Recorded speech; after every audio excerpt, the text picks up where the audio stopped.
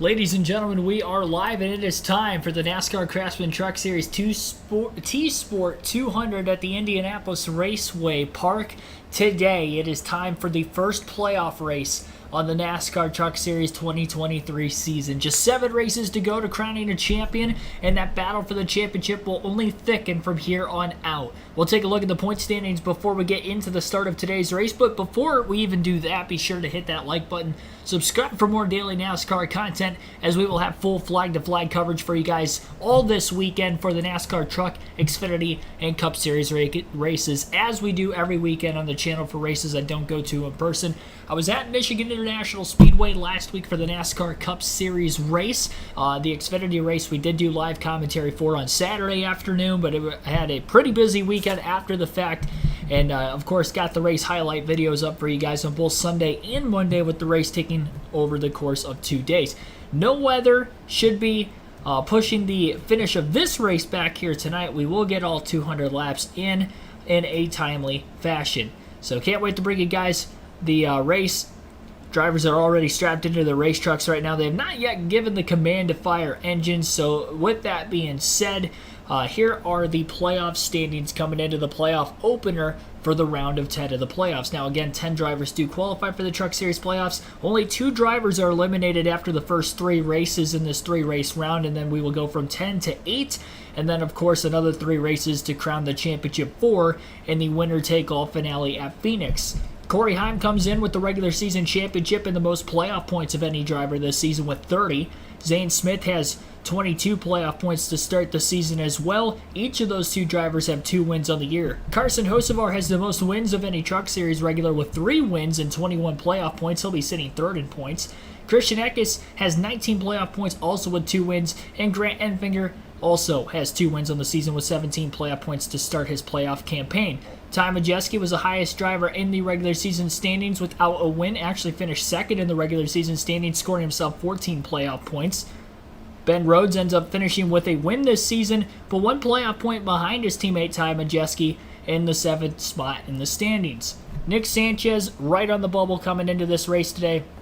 He is the last driver above the cutoff line. He has only 3 points to the good to start this 3-race round, and the 2 drivers he leads by 3 points, Matt DiBenedetto and 3-time NASCAR Craftsman Truck Series champion Matt Crafton. So it is a stacked playoff field this season for the Truck Series. We got a couple short tracks to kick it off.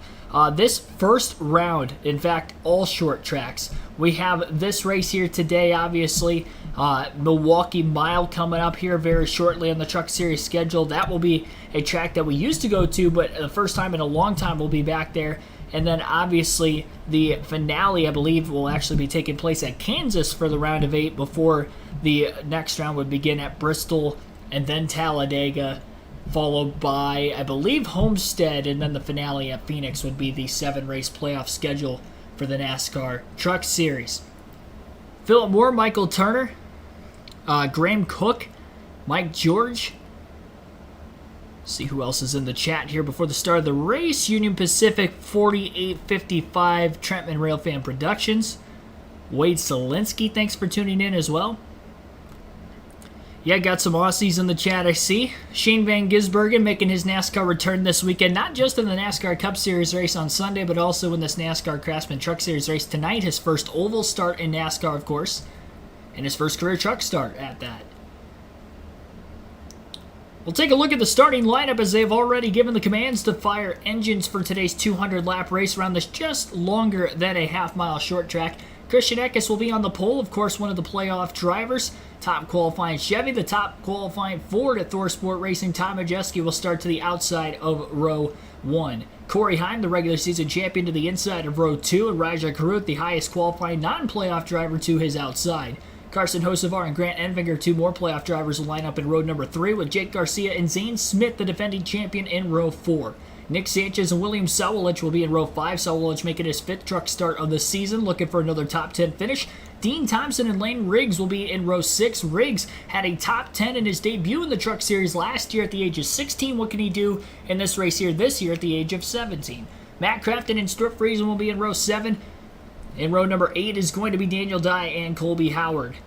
Matt Mills, Connor Jones in that 5th entry for TSport Racing, and the 66 truck will be in row number 9, and row 10 will be Tanner Gray and Jake Drew. Ben Rhodes qualifying in the second half of the field on the inside of row number 11 with Chase Purdy to his outside. Jack Wood, who is in the playoffs for the Owners' Championship with Kyle Busch getting a win, 2 wins, in fact, in that 51 truck this year. So they're battling for the Owners' points for the number 51. He'll start on the inside of row 12. Matt DiBenedetto to his outside. DiBenedetto was the last of the qualifying playoff drivers for this race. Haley Deegan and Logan Bearden will be in row 13. Greg Van Olst making another truck start today in the 20, with Shane Van Gisbergen to his outside in row number 14. Row 15 will be Landon Lewis and Tyler Hill. Spencer Boyd, Brett Holmes will be in row 16. Chris Hacker, Taylor Gray in row 17. Tyler Ankrum and Lawless Allen rounds out the field in row 18. By the way, the SVG truck today, Dees Motorsports number 41 truck. We have seen Chastain in that truck throughout the course of the year. I think they have a bit of an alliance with Trackhouse Racing because we've seen Chastain in that truck about 7 times, I believe, this season. And now SVG making his first start in that truck this year as well. So that is your starting lineup for today's race. And for more late race stats and updates, here is the FS1 crew. The race tonight, again, on Fox Sports 1 for the NASCAR Craftsman Truck Series. It's such an entertaining racetrack to watch these guys do battle. Guys, let's take a look at our race analysis. See, this race is 200 laps, a little over 137 miles. Stage 160, stage 260. Our final stage is 80 laps. You see our pit window somewhere around 100, 110. Remember, last year, they stopped with 2 laps to go and put fresh tires on. Let's hop on board. Couple of trucks. Chris Hacker is going to carry one of our cameras. He's got the Morgan & Morgan on board for the people. That's Morgan & Morgan's slogan. Chris has got a bunch of folks here watching him tonight. He's going to roll off in the 33rd position, looking just to march steadily toward the front. Look at that. He finished 12th at North Wilkesboro this year, so he knows how to get it done on the short tracks. That was a great run for Chris. We're also going to ride along on the 43 truck of Daniel Dye. This is the shopdanieldye.com. Chevrolet, he's going to start from the 15th spot, and he's got the Bittenhausen Auto Group on board this truck tonight. 20 family members of the Bittenhausens, which is synonymous with racing in Indianapolis, the Bittenhausens. How about this sunset? Just absolutely gorgeous. It's breathtaking, Jamie. What a beautiful sight. What a beautiful night. We're going playoff racing in NASCAR, kicking things off here with the trucks. Quick couple of updates here. The 16 Tyler Ankrum got into the wall earlier today. He's in a backup. He'll go to the back. In the 38, Zane Smith, unapproved adjustments. He'll drop to the back. He was off today in practice and qualifying. Very surprisingly off. And you know, he was just 6th at Richmond. He's been one of the dominant trucks. Not the kind of speed you look for out of Zane. Be interesting to see if he can rally through the field. You know, guys, he struggled a little bit here last year. I was looking at my notes. With 40 laps to go, he was running 26th last year. Somehow, he managed to finish 3rd. Josh with an update on Zane Smith. Yeah, well, Zane Smith is a guy that said he'd been waiting for the postseason to start since the green flag dropped at Daytona. Well, the playoffs not off to the best start for the 38 team. They're going to have to drop to the rear. The right rear tire went down before the race. They had to change it, meaning unapproved adjustments. They will go to the back, so the 38 is going to have to be a little more aggressive off the start of this race. But remember, this is a team that finished here 3rd last year, and they feel good about the truck they got, Amanda.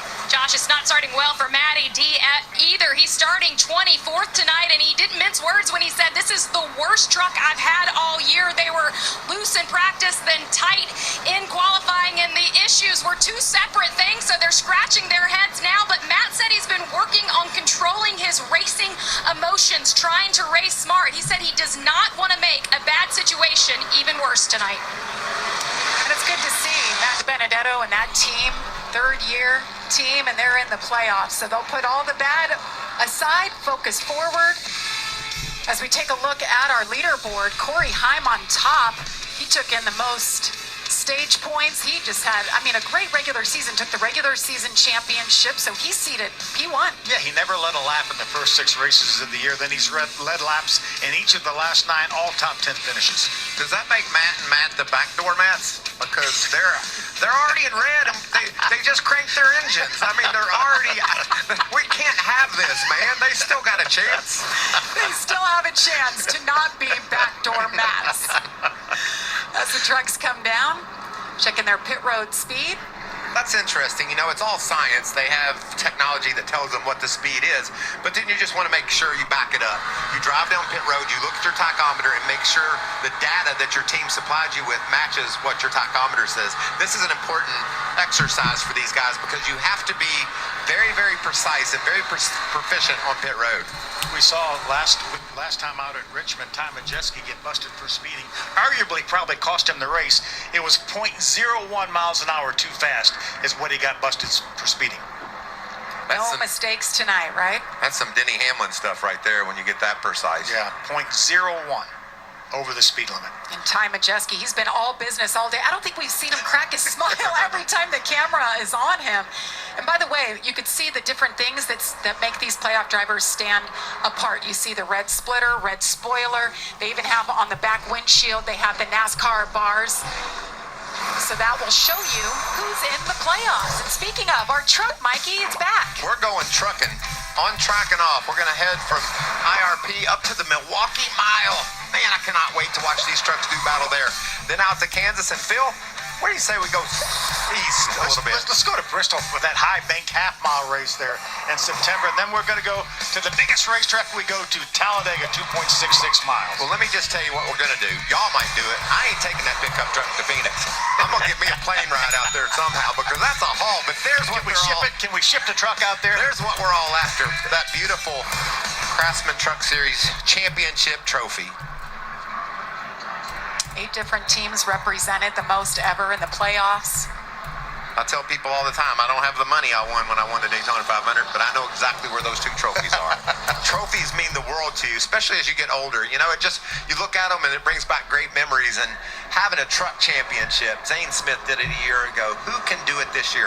Such a prestigious piece of memory and history. And Michael, back in the day, Pat Crowd on hands for this NASCAR Craftsman Truck Series race. It is a standalone event, although most of these teams are in Indianapolis this weekend, with it being an all-Indy weekend for NASCAR. It's just the Xfinity and the Cup Series races are being held at the Indianapolis Motor Speedway and at Indianapolis Raceway Park for tonight's Truck Series playoff opener. Tatum, Mr. Fax, Frank Powers, also welcome to the stream. Be sure to like and subscribe for more daily NASCAR content. We're a half a lap away from the drop of the green flag for today's race at the Lucas Oil Indianapolis Raceway Park.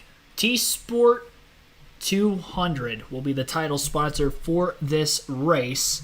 And again, Christian Eckes on the pole. I'm taking Ty Majeski to win this one. He was very dominant on the last short track with a worn-out surface in the last truck race at Richmond. Couldn't get the job done. Ended up finishing second. I think he will get the job done today and capture the checkered flag. We'll see in 200 laps. Green flag is in the air. Eckes on the inside lane for the start as the field rumbles into turns 1 and 2. Already 2 and 3 wide through the first turn. Cars going all the way up towards the wall where there's going to be a bit of grip or lack thereof pretty much all the way around the racetrack, and drivers are going to have to make their own grip in their own lines throughout the course of today's race.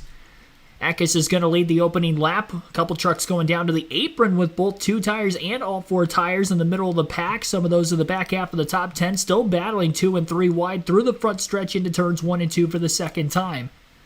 After Eckes led lap 1 side by side for second, continues on between Ty Majeski and Corey Heim at the front of the field, and also still 3 wide around Nick Sanchez, one of the playoff drivers, with Jake Garcia and William Sawalich, a couple of rookies, also battling with him. Sanchez now put 3 wide middle as he got crossed over by the 35 of Garcia. Has to back out of the throttle quickly to keep from getting sandwiched between the 1 and the 35 going into turns 1 and 2 the last time by. Matt Crafton's now going to try to pick up the quick pace and catch up to that 2 truck of Sanchez down on the inside lane. Crafton making a lot of headway down on the apron in the middle of turns 3 and 4, really all the way around this racetrack. And at the front of the field, it'll be Ty Majeski taking the race lead away from Christian Eckes in the 19 truck. Through turns 1 and 2, a crossover move back to the inside for Eckes as he gets underneath the 98. Side by side for the lead again. Eckes slides up the racetrack. Rear of his race truck coming around on him just a bit. That's going to hurt his drive off and allow for the truck on his outside to lead that lap at the line. Although still door-to-door into turns 1 and 2, and because they've been side-by-side for a lap now, Corey Heim's about to make it a 3-truck battle for the race lead, and Carson Hocevar in 4th is very close behind. Top 5 all playoff drivers here in the opening 5 laps of the race. Majeski finally clear for the race lead into turns 3 and 4. And now 3 wide back around where Matt Kraft and William Sowlich and the 7 of Lane Riggs are running in the 8th place position. Crafton clears the 7 of Riggs, looking to try to clear the 1 of Sowlich, and Crafton is rocketing himself through the field, qualified 21st and is already up to the 9th place position in just 6 laps. Ben Rhodes also now cracking the top 15, qualifying a little deeper in the field, but nowhere near as quick as his teammate Matt Crafton, who's trying to get to the front as quickly as he can, knowing he is starting this race below the cutoff line. 3 points to Nick Sanchez, and Sanchez, of course, in the top 10 right now, so Crafton doesn't want to lose too many more points to him. We'll see if Matt DiBenedetto can try to gain as well. He is still back at 21st, and then also Zane Smith, who you heard in the pre-race updates there right before the drop of the green flag, that the FS1 guys mentioned that he will be dropping to the rear of the field for today's race because of having to change a tire that was flat through his qualifying run. Have to use the same tires in qualifying as in the race, and as a result he had to change that said flat tire, and that's why he dropped to the rear. And already Zane Smith is up to the 24th place position. Christian Eckes is starting to slip backwards after leading the first few laps and then losing not only the lead to Majeski but second place to Corey Heim. Carson Hocevar quickly pursuing the 19 truck for third place as they'll run door-to-door in the middle of 1 and 2. Hocevar slides the rear tires just a little bit as he got pinched off the exit of the corner by Eckes, who was on his outside lane. Hocevar couldn't complete the pass that time, and as they continue to battle for third, they're now over 2 seconds behind the race leader Majeski at the front of the field. Grant Enfinger starting to close in on this battle for third as well. The more the 42 and the 19 continue to battle. 10 laps complete in this race. Tom Majeski leads, Corey Heim in second, Christian Eckes third, Carson Hocevar fourth, and Grant Enfinger is in fifth. Zane Smith is already caught up to Matt DiBenedetto, the next closest playoff driver to him in the field, right around the 20th place position. The 38 truck looking to go to the inside. DiBenedetto boxed in right now behind Connor Jones and Chase Purdy that are running side by side as he gets held up in the outside lane. Zane Smith going to quickly overtake both of them to the inside.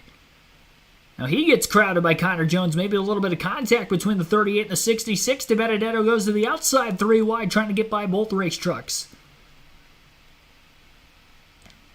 Got to be careful here in the early going, and for those trucks that started deeper in the field and more of a danger of going a lap down in this 60-lap opening stage, considering the fact it is a short track, and they're already over a half a lap behind the race leader, who has not yet caught lap traffic and still has a bit of clean air, although the lap traffic will be starting here within a couple of laps for race leader Ty Majeski, who now has opened up a 1.3-second lead over Corey Heim. Commercial break for the first time throughout tonight's NASCAR Craftsman Truck Series race at the Indianapolis Raceway Park. We'll take a full field running order rundown here on lap 11 of 200. Ty Majeski is your race leader. Again, 1.2 seconds, the margin of lead over Corey Heim in second. Christian Eckes is in third, Carson Hocevar fourth, and Grant Enfinger rounds out the top 5. Jake Garcia in sixth, Nick Sanchez 7th, Raja Carruth 8th, Matt Kraft in 9th, and Lane Riggs is in 10th. William Sowlich in 11th. 12th place is Tanner Gray. Colby Howard 13th. Ben Rhodes 14th. Jake Drew in 15th. Dean Thompson in 16th place. Stuart Freeze in 17th. Daniel Dye 18th. Chase Purdy in 19th. And 20th is Connor Jones. Zane Smith in 21st. Matt DiBenedetto 22nd. Shane Van Gisbergen in 23rd. 24th is Taylor Gray. Landon Lewis in 25th. Haley Deegan in 26th. Jack Wood 27th. Tyler Ankrum 28th. Matt Mills 29th. And Greg Van Ulst in 30th. Lawless Allen, 31st, Logan Bearden, 32nd, Chris Hacker, 33rd, Tyler Hill, 34th, Spencer Boyd, 35th, and Brett Holmes rounds out the 36-truck field, all of which still on the lead lap in the early laps of tonight's race. Be sure to like and subscribe for more daily NASCAR content, live commentary for all NASCAR races this weekend and every weekend for races I don't go to in person, so definitely be sure to hit that like button. Evan Stevens, thanks for the $2 super chat there. Boogity, boogity, boogity. Let's go racing. Hi, Keegan. Well, appreciate you tuning in and appreciate that super chat as well. Evan here in the early going. Already about 150 people watching. Appreciate everybody tuning in on this Friday night for the Truck Series. And again, I see a lot of people definitely want to watch this one with it being the first race of the playoffs, where the races mean even more now than what they did earlier in the season. And of course, with less races on the truck schedule, the points are going to be extremely tight to start this playoff, and I would imagine probably will be all the way, especially through this first round. Again, only 3 points was the difference between Sanchez in 8th and then DiBenedetto and Craftsman behind him. And even the drivers that are ahead of Sanchez, like Ben Rhodes, former champion, Ty Majeski for TSport Racing as well, they're also within about 11, 12 points above the cutoff line. Even Corey Heim, who's the regular season champion, the number 1 seed for the playoffs in the Truck Series, he is 28 points to the good. By no means is that a lock if he finds himself in trouble, although he is running towards the front of the field here in the early laps. Under caution for the first time today, right around lap 15. They are still in the midst of the commercial break, so it's tough to tell exactly what the caution was for. We'll have to wait for them to come back from the break. Greg Van Alst is now scored in last, so I almost wonder if he was the cause of the caution, because he was not running in last prior to the yellow. And he is a couple laps down. Looks like Tyler Ankrum also a couple laps down, so maybe Ankrum and Alst got into each other. And Haley Deegan, as you take a look at Greg Van Alst's truck, Landon Lewis there. Few trucks in there. Remember when I said that truck was beautiful? Yes. She's a little crunched up now, Michael. Just a bit. Looked like contact entering turn 3 from what we could see from our cameras. You see a bunch of damage on both sides to the 13 of Haley Deegan. I think Haley came along in the aftermath, I think. Let's see if we can take a look at what happened. Up the top of the very screen. top of your screen. And a slide already. Looked like maybe the 04 was into the outside wall. Was that SVG late into... No, that's the 20. Yeah, that was Van Alst. Van Alst. 16 might have got a little piece as well. Hacker coming in. You can see the trucks already. Does a nice job of backing it down, keeping it under control. Our cameraman Daniel Dye usually gets us good views of that, but I think he was ahead of all that when that happened. Yeah, Daniel had a good day earlier in practice. He's currently inside the top 20. I think this mess started around 22nd. Looked like the 04, like you said, Phil, slid into there. A tough break for Greg Van Alst. He finished 7th earlier tonight in the ARCA Menards race, making his Truck Series debut for Tyler Young. And unfortunately, the way that right front tire looked, I think he's probably done for the night. Yeah, I believe this 04 will be able to keep going. He's just got cosmetic damage. I think his tires and wheels are all pointing the right direction. Same with Haley Deegan, but I think it's over for Van Alst. And you mentioned there was a 4th truck. I believe it was Tyler Ankrum had some damage as well. I saw him on pit road a little while ago. Bad news for Van Alst is he has all this damage, but the good news is they did announce that he is going to get more races, so he will continue for the remainder of the season, so the next 6 races. This is a backup truck. Not been the day they were hoping for. He's already a lap down, so obviously some pretty serious damage. He's been on pit road for at least a lap. So Ty Majeski had almost a second lead when that caution came out over Corey Heim and Christian Eckes. Amanda. Oh, just a little quick update on the 41 right there. Prior to the race, he was on the radio with the guys saying, hey, thank you guys so much for this opportunity. Let's go out and have some fun. And then Mike Hillman right back to him is, hey, we are here to have some fun. We are here to learn. But then when that caution came out, Jamie, he was yelling, this is so much fun. The team asked for a little feedback on the truck. He said, hey, I just need a little bit of overall grip, but I'm better than these guys around me, Josh. Well, just an update on the 19 of Christian Eckes. We saw him come out and win the pole earlier today. And remember, that team has not been good on short tracks this season. But remember, they have the alliance with GMS, and they brought a similar setup to the one that 23 of Grant Enfinger had from his win last year. It proved to be good for them at the start of the race. Right now, he said he's tight roll in the center, could use more turn on exit as he's lost a couple spots since the start of the race, baby. Josh, good to have that alliance. Obviously, it's helping them be better, but he's with a different team this year, so all pointed in the right direction. Christian was pretty optimistic this weekend and when he came in and spoke to the media. Yeah, when we talked about the 7 playoff racetracks, this is the one that really he was worried about because he didn't really run very well here last year, but good to see him having a good run so far. What about the start for this guy? Started dead last all the way inside the top 20 already. Picked up 13 spots. He's the biggest mover in the race, and he's feeling really good. Josh, what's he saying about that 38? It looks like it's good. You say the truck is really good. He feels really good about it. Came over the radio, said this truck is pretty solid. He said he needs a little more drive off, but like we mentioned, had to drop to the rear at the start of the race with that tire going down, but already making moves like he did last week or 2 weeks ago as it was at Richmond for your defending. About a third of the way through stage 1. They will be going green this time by. We'll have 40 laps left in this stage. And it actually looks like they have waved off the restart because one truck had stalled out on the racetrack off the exit of turn 4. It looks like Tyler Ankram's number 16 Hattori Racing Toyota is stalled out, so he is waiting to get assistance to get off the racetrack, and then we will get the green flag. But they did give him the 1-to-go signal.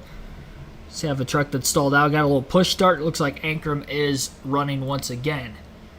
He has scored a few laps down, was caught up in that incident along with Landon Lewis, Greg Van Als, and Haley Deegan. Deegan does remain on the lead lap.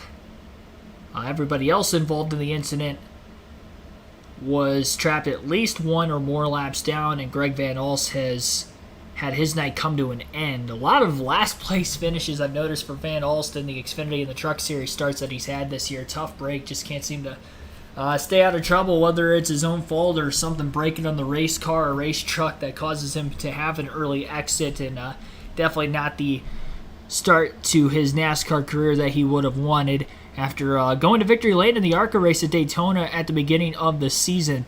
Green flag is going to be back in the air. Carson Hocevar seemed to have spun the rear tires on the restart on the outside of Road 2, which bottlenecked everybody up there, allowed for the inside lane and Christian Eckes to clear for third. Still side-by-side for the race lead, though, off of Turn 2, down the back into Turn 3 with Ty Majeski and Corey Heim. Corey Heim, points leader as of right now. Majeski still in search for his first win of the season, battles to the inside, and still side-by-side for the lead off the exit of Turn 4.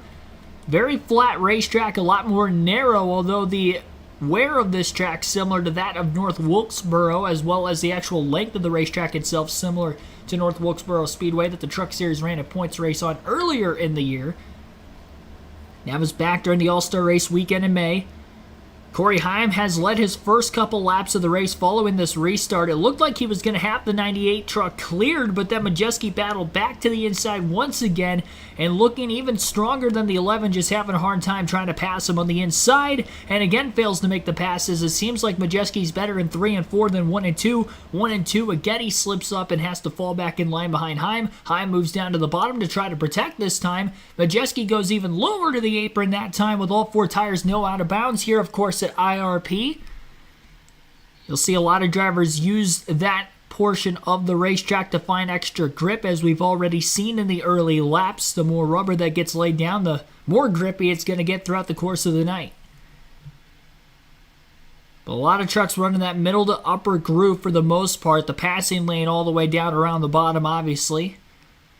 Majeski not trying to go to the bottom to make a pass anymore. He goes back to the outside, running a half a lane wider than what Corey Heim is. He's trying to get a little bit of clean air on the nose and maybe even get to the back bumper of the 11 and use the old bump and run to get around him. Charges a lot harder on the corner entry and just seems like he's rolling the center of the corner faster than the 11. He just can't find his way around him after Heim got to the lead on the restart. One truck just scraped the outside wall in the top 10 off the exit of Turn 4 that time. It looked like it might have been Lane Riggs in the 7 truck. Nothing too drastic, just enough to scrub a little bit of speed off that last lap.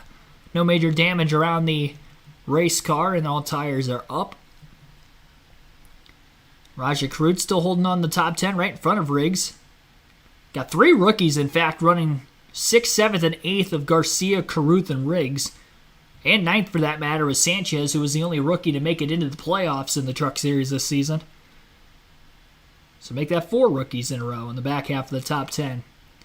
Majeski not letting Heim run away with this thing, and he's trying to find a way around him, kind of diamond cutting the corner off a little bit in turns 3 and 4. He starts the corner entry in the middle, lets the truck feed all the way up towards the wall, and then angles it down in the second half of the corner to try to cut back to the inside of the 11. Problem is, when he gets to the inside, he can't seem to diamond cut it anymore because he's already missing a full lane for that truck to widen out in the center of the corner with the 11 to his outside. This time, he's not going to angle it out as wide. Gets underneath the Corey Heim.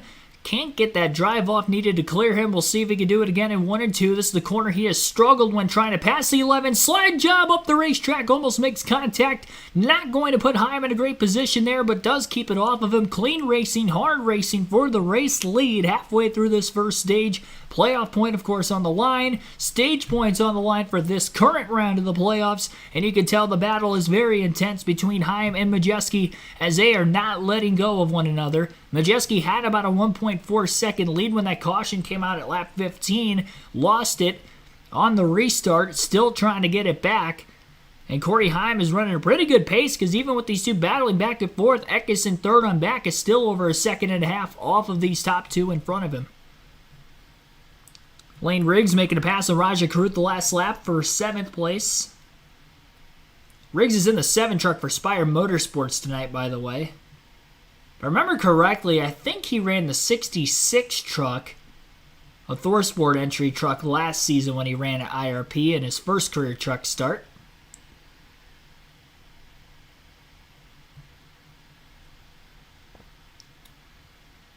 Majeski still all over the back of Corey Heim, side by side again through turns 1 and 2.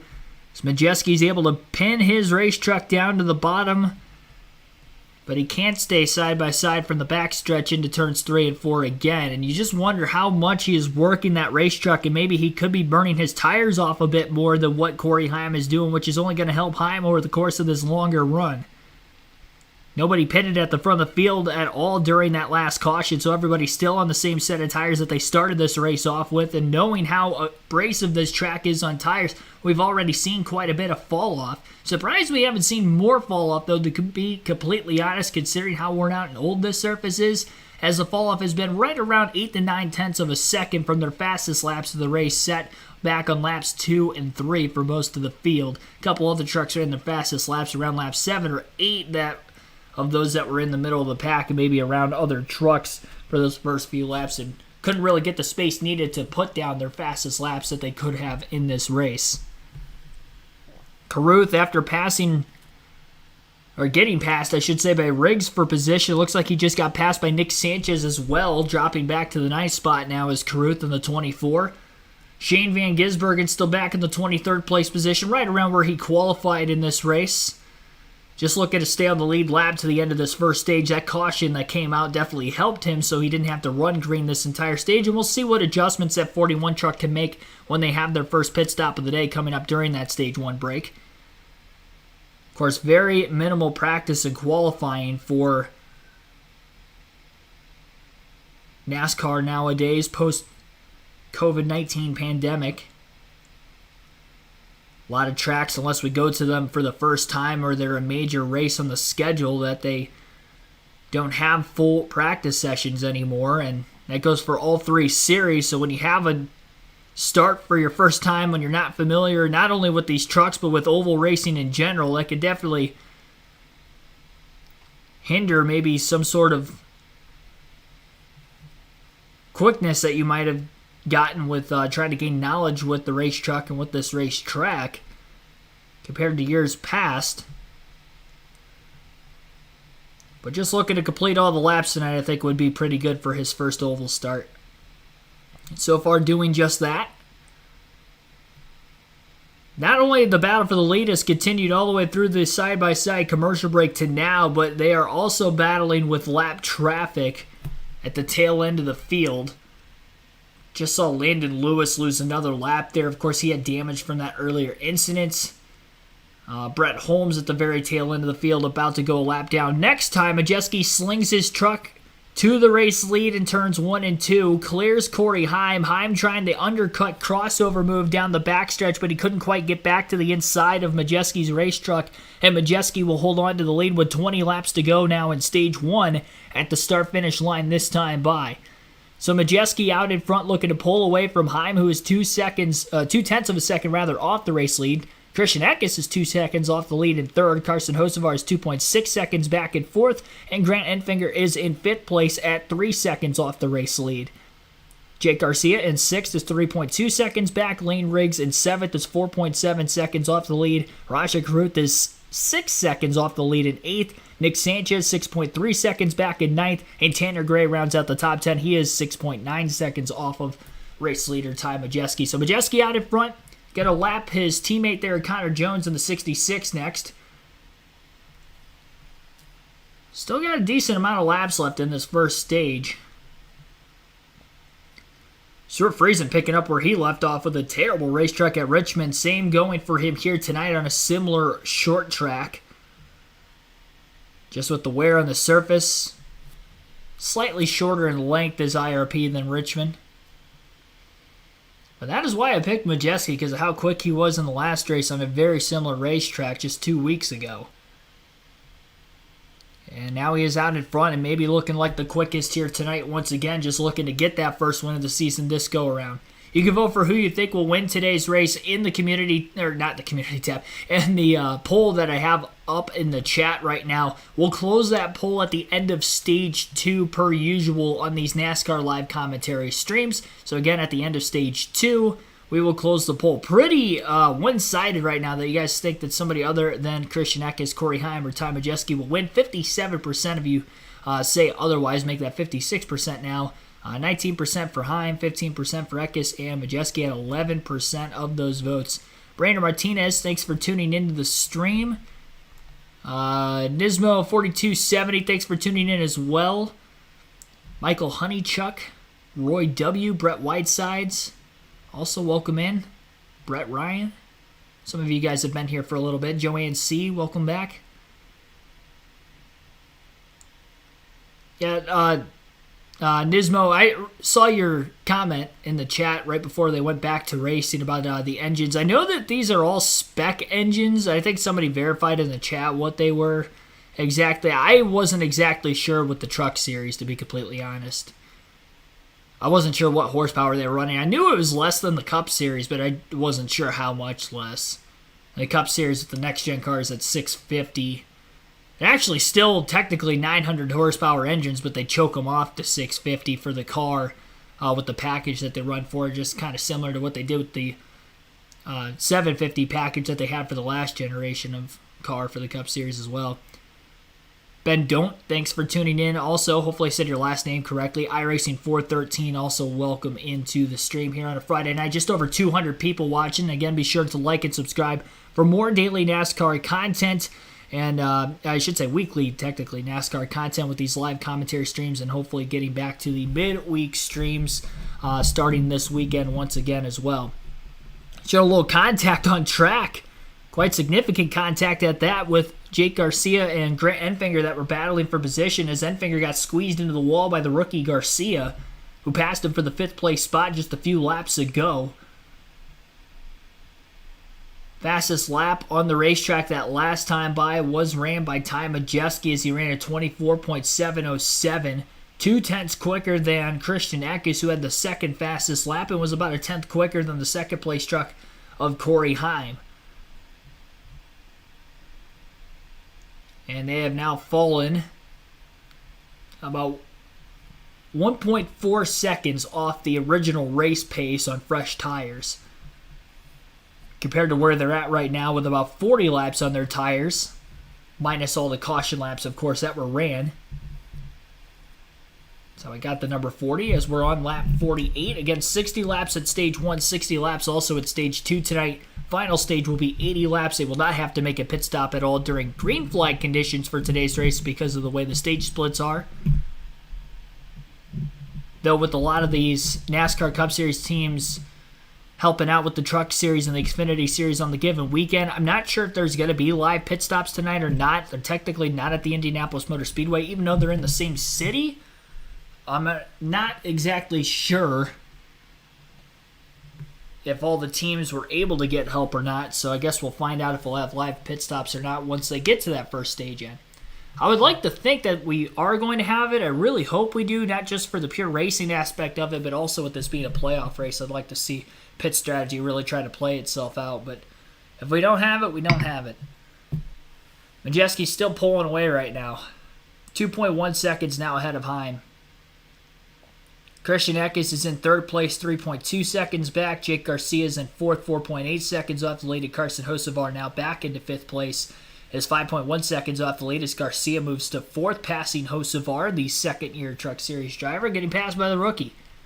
Garcia missed the playoffs, also missed the season opener at Daytona. You never know if he could have potentially made the playoffs there. Now, on points, he would have been over a full race worth of points behind the 10th place spot after last week's race, so more than likely he would have had to win the season opener at Daytona to get in anyway, but still a pretty solid Rookie of the Year campaign, or rookie season, I should say, for Jake Garcia nonetheless.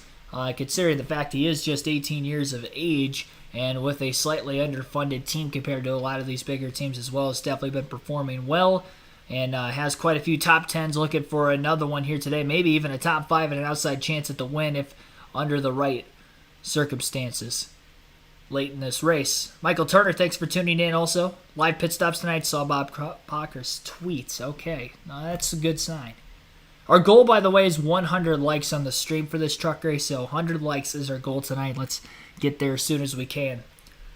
Back from the commercial break right now on FS1, over a 3-second lead for Majeski ahead of Corey Heim as he continues to lap trucks right now, just 24 trucks on the lead lap. Make that 23 as Daniel Dye will go a lap down. Jack Wood, who was running for the Owners Playoffs for the NASCAR Truck Series with Kyle Busch, getting a win in that 51 truck this season, and the 51 truck also running every truck race. He is the last on the lead lap, so he needs to stay there here for these next handful of laps. Majeski nearly turned Daniel Dye the last lap in the process of trying to put him a lap down, got into his left rear and just completely knocked him out of the way. Great save by Daniel Dye as his truck was completely sideways. But he does hold on. I'm sure he wasn't too happy about that. And we're not sure if Majeski was getting held up by Dye for a lot of laps, but even if he was, I mean, he's 3.5 seconds ahead of Heim, so it wasn't like there was a sense of urgency for Majeski to get around that 43 truck, and I'm sure Dye will remember that for later. 2 laps to go, stage 1. For Ty Majeski, looking to pick up yet another playoff point. He did win the first 2 stages of last week's race, or 2 weeks ago, race at Richmond, which was the last race on the truck schedule. That was the regular season finale. And in fact, Majeski already this season has won 4 stages on top of finishing second in the regular season standings. That's why he finished with 14 playoff points, despite the fact that he never had a win this year. Looking to get his 15th playoff point here with the stage win in the early laps of tonight's race at IRP. As he makes his way through turns 3 and 4 for the final time in stage 1 on lap 60. Over a 4-second advantage. And it looks like the free pass will go to Daniel Dye in the 43 truck to get back on the lead lap. Jack Wood will remain on the lead lap to the end of the stage, which is good for him. SVG also just staying on the lead lap in the 20th place position. Haley Deegan, despite getting in that wreck, was able to get back up to 19th and also remain on the lead lap even with damage. Her teammate, though, Ty Majeski, is your Stage 1 winner. Can Majeski finally break through the victory lane tonight in the NASCAR Craftsman Truck Series? We'll have to wait and see. So far, so good, as he has dominated this race. Quickest truck in the field once again, and that's despite the fact that he did have a pretty good battle with Corey Heim going on there for a large portion of the middle going to the stage following that one restart we had from the only incident we had in this first stage. 39 laps led and counting for Majeski. Pole sitter Christian Eckes led the first 3, and Corey Heim actually led 18 laps in the middle of that stage while battling Majeski off of that lone restart for the lead in the early going as well. Joe C., Stephen Hooten, thanks for tuning in. Godzilla Legendary 2078, thanks for tuning in also.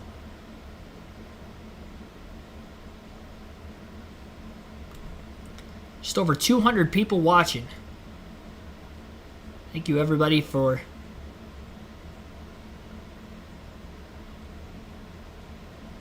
watching, listening live. And the race is on Fox Sports 1 for anybody wondering where you can watch the race tonight. We will have our first pit stops of the race on the other side. We will take our first ad break of the night. You're listening to the TSport 200 at the Indianapolis Raceway Park right here on KRC on the YouTube channel.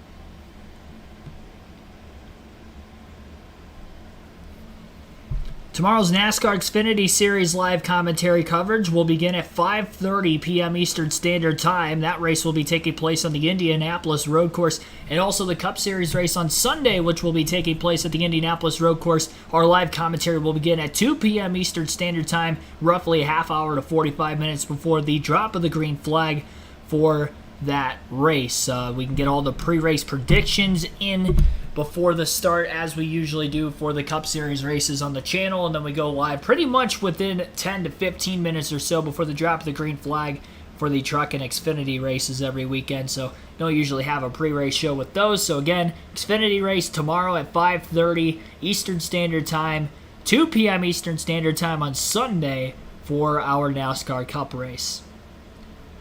Sitting at 79 likes, right around 200 concurrent viewers watching the stream. Appreciate that, guys. Let's run that like button up. Again, our goal is 100. We'll easily get there. Maybe we get to 200.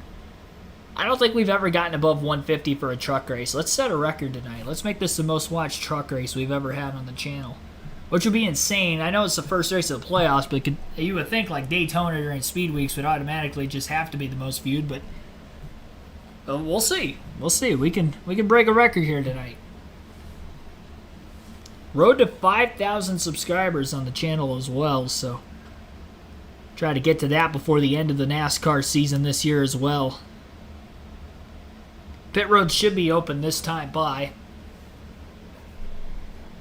I'd like to think that that would be the case, and you'll get to listen into the pit reports for the FS1 crew. Tom Majeski going to lead them in.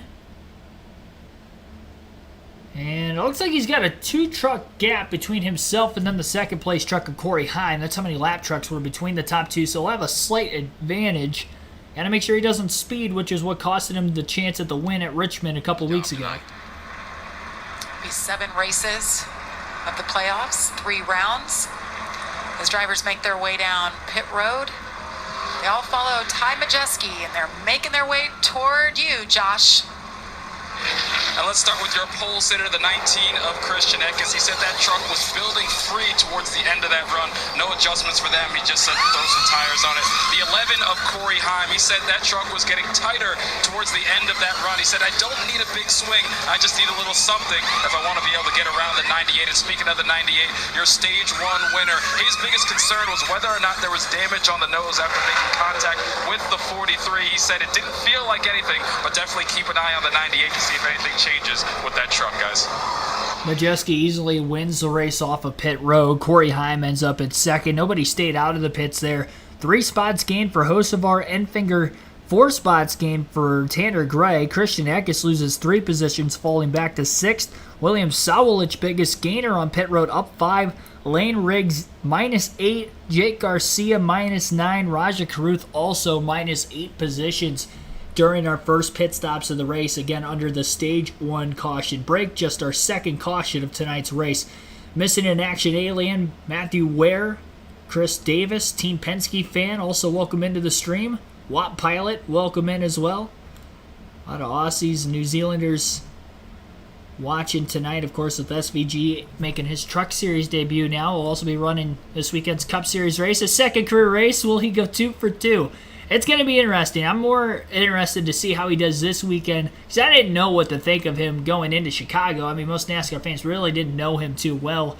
We quickly were accustomed to the name Shane Van Gisbergen, but I will say this week is a track that the NASCAR has been to the last couple of years. So these Cup Series drivers with these cars know this racetrack. So I am curious to see, with SVG being his first time at the racetrack compared to other drivers having been there before, what that will do for him. how quick he can get adjusted. I believe practice and qualifying is on tomorrow. So I'm definitely going to be watching that, keeping a close eye. He's not the only one making a one-off road course start. I think there's like 3 or 4 road course ringers from Outside Motorsports Series that'll be running in the Cup race this weekend. Let's see, tomorrow morning, practice at 11:35 Eastern Standard Time. Streaming on NBC Sports. I believe that's the NBC Sports app. And then qualifying will be at 12:35 on the NBC Sports app as well. I wonder if Peacock carries that also. I don't know if that's the case or not. Probably not. And then the Xfinity race will be on the USA Network tomorrow, and your local NBC affiliate will host the Cup race on Sunday. I do not do live streams for practice and qualifying, by the way. I can't do that. If I did that for every series every week, I'd literally be streaming all day, every day, Friday through Sunday. That'd be, three streams at a weekend. 4 depending on weather for particular weekends as well, and maybe some other motorsports series every now and then. As we've done on the channel, it's already tough. Dedicating 2 to 3 hours every day or more. I mean, the Cup Series races, we're usually live for 4+ hours, considering we go live for a pre-race and a slight post-race also with the race itself. Up to 92 likes. Once again, hit that like button. Also vote for who you think will win today's race. 81 votes casted. Again, you have until the end of Stage 2 before that voting poll closes. 1 to go signal that last time by the start-finish line. We will have 50 to go in Stage 2 by the time they get the green flag. As Majeski elects the outside this time. Now, he did take the bottom lane on the last restart, which was how Corey Heim was able to get around him. So Majeski taking the top. I believe the bottom lane was chosen not only by Majeski in the last restart, but I believe Christian Eckes off the initial start took the bottom and was able to lead those first 3 laps of the race before Majeski took his first lead of the night. So that's probably why Majeski took the bottom the last restart, but he'll take the top now, and if he loses the lead again, I think it's more of a Ty Majeski issue than a lane choice issue, because he must not be firing off quite that well. Whether it is his truck that is slow through the gears or himself that is slow trying to get through the shifts up to 4th gear. But the field is doubled up, 2 by 2. Carson Hocevar on the inside of row 2 with Grant Enfinger to the outside. All playoff drivers in the top 7, 6 of the top 7 positions, and 7 of the top 10. Majeski gets a great launch on the outside that time, and it was Corey Heim on the bottom who didn't take off particularly well. Battling with Grant Enfinger, 1 truck all the way around the outside, going 3 wide, almost gets squeezed into the wall by a truck to the middle. That was Ben Rhodes trying to make that 3rd lane work, picking up a potential couple positions on Tanner Gray and William Sawalich, but Sawalich might have squeezed Rhodes into the wall, which checked him up a bit. So Rhodes remains back in around the 9th to 10th place position. While Majeski was easily able to clear off of turn 2 on that opening lap of stage 2, under green at least, and quickly trying to pull away from Heim and Enfinger that continue to battle for second. Heim did win that battle, at least temporarily, as he holds on to the spot, and Enfinger up to P3 for the first time today. Eckes, after losing a few spots on pit road, is back in the top 5, passing Sawalich for 5th. And Lane Riggs back in the top 10 after losing 8 positions on pit road as he runs in 9th. Zane Smith started at the rear of the field. Did not get stage points in stage 1, but he does end up 10th right now. As of where they run, Ty Majeski, again your race leader, following the restart. Corey Heim in 2nd, Grant Enfinger 3rd, Carson Hocevar 4th, Christian Eckes in 5th, William Sawalich in 6th, Ben Rhodes 7th, Tanner Gray 8th, Lane Riggs 9th, and Zane Smith is 10th. He's the 2022 ARCA West champion, a wheelman, trying to show that he belongs here in the Truck Series. Watch Zane jump to the outside of Lane Riggs.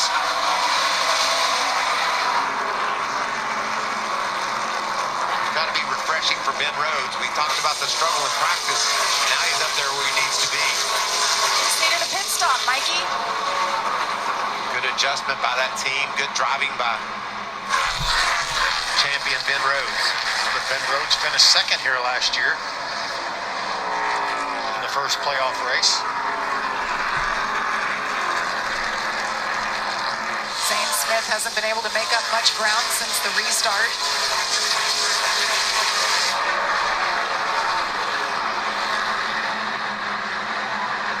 This battle for 7th between Tanner Gray and Ben Rhodes continues. Tanner's Zane going to Smith. grab that spot. There's Smith right behind that battle.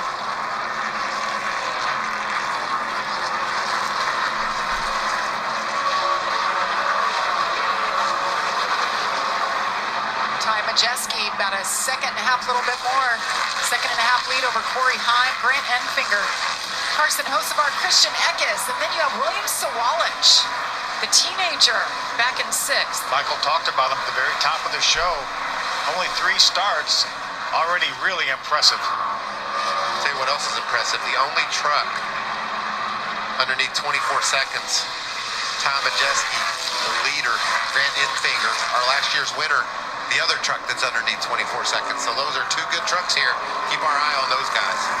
And we talk about Grant Enfinger's crew chief, Jeff Hensley. I was looking back at some stats, and Jeff and I both ran the Xfinity race here at IRP 40 years ago in 1983. Wow. Phil, you're telling on yourself. Yeah, I know. I was only 6 years old. They didn't have a rule that you had to be 18 or anything, or 16. This is a fast truck right now. We talk about IRP, and you said, I mean, the history of this place opened back in 1960, and the trucks actually started racing here in 1995, but then they took a hiatus for 10 years and returned last year. And if you ask Grant, he said this place belongs to the truck series. It's just the perfect setup for this series. You know, NASCAR came here for the first time in 1982, that year before that Jeff Hensley and I both raced, and I was a part of that race. Obviously, that was years before the Cup Series ever came to Indianapolis, and it was such a big deal. There was so much buzz around this race, and we did so much media the couple days leading up to it. Great crowd, sold the place out. It was so much fun to be here. We got here, we went to the Indianapolis Motor Speedway Museum. We did all the tourist things too, and then came here and raced. And you see in the pylon, it shows fastest laps last time by. Ty Majeski, as you guys noted. Second fastest, Corey Heim. Zane Smith up to the 4th fastest last time by. He and Eckes ran the exact same time at 24:14. I like seeing those lap times and who's doing what. There's that 16 truck, Ankrum with a tough day. We know what that 98 truck's doing, just going really fast every lap. Lap after lap. Christian Eckes put some pressure now on Carson Hocevar for the 4th position. You mentioned coming to this track a while ago. This track is actually located in Brownsburg, Indiana. It's only about a 10-minute drive to Indianapolis Motor Speedway. It's not far at all, and it's a busy weekend here all weekend long. All the series racing, cannot wait for the action. We have a doubleheader tonight, and then, of course, tomorrow the Xfinity Series, Cup Series on Sunday. What about the IndyCars? What about IndyCars? Doubleheader. There's Nick Sanchez and the 2. What are they saying, Josh? Yeah, well, Nick Sanchez, before the caution came out, was saying that that truck was just way too loose. So they made a couple adjustments, a track bar and a wedge to help him out. And now he's made a couple of spots back as he's knocking on the door of the top 10, guys.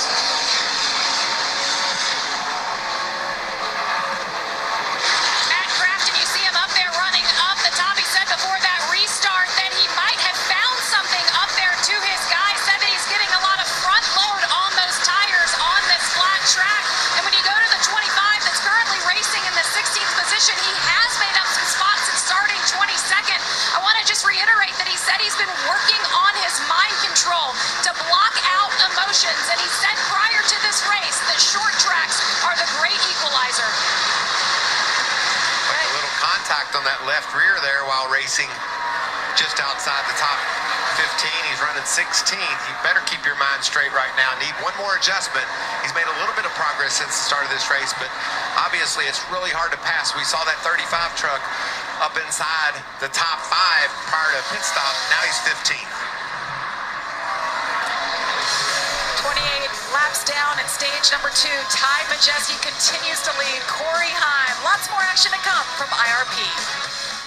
Majeski leads with just over half of stage 2 remaining and a little over half of this 200-lap race remaining at the Indianapolis Raceway Park. Again, your top 10 currently, Ty Majeski in the race lead. Corey Heim is in second. Grant Enfinger third. Christian Eck is fourth. Carson Hocevar at fifth. William Sawalich in sixth. Tanner Gray seventh. Zane Smith in eighth. Ben Rhodes ninth. And Lane Riggs rounds out the top 10. Currently, 24 trucks are on the lead lap. And that is as of right now, again, still just over half of the second stage remaining, and just 2 cautions today, one for incident back on lap 15. Ty Majeski, who won the first stage, has led the most laps with 67 laps led and counting to this point in the race. We'll take our second break during this full-screen NASCAR Truck Series commercial break, and we'll get back to the action in the remainder of stage 2. If you're listening live, be sure to like and subscribe for more daily NASCAR content.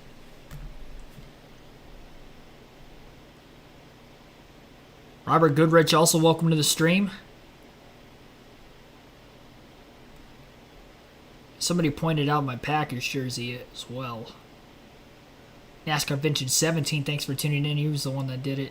Yeah, I had to support my Green Bay Packers. Their first preseason game is tonight against the Bengals in Cincinnati, just a few hours south of where I live.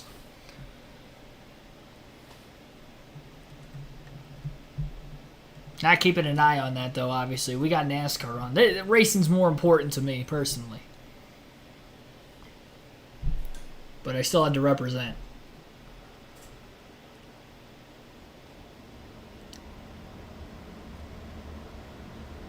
Yeah, IndyCar running a doubleheader with the Cup Series this weekend, Cup and Xfinity.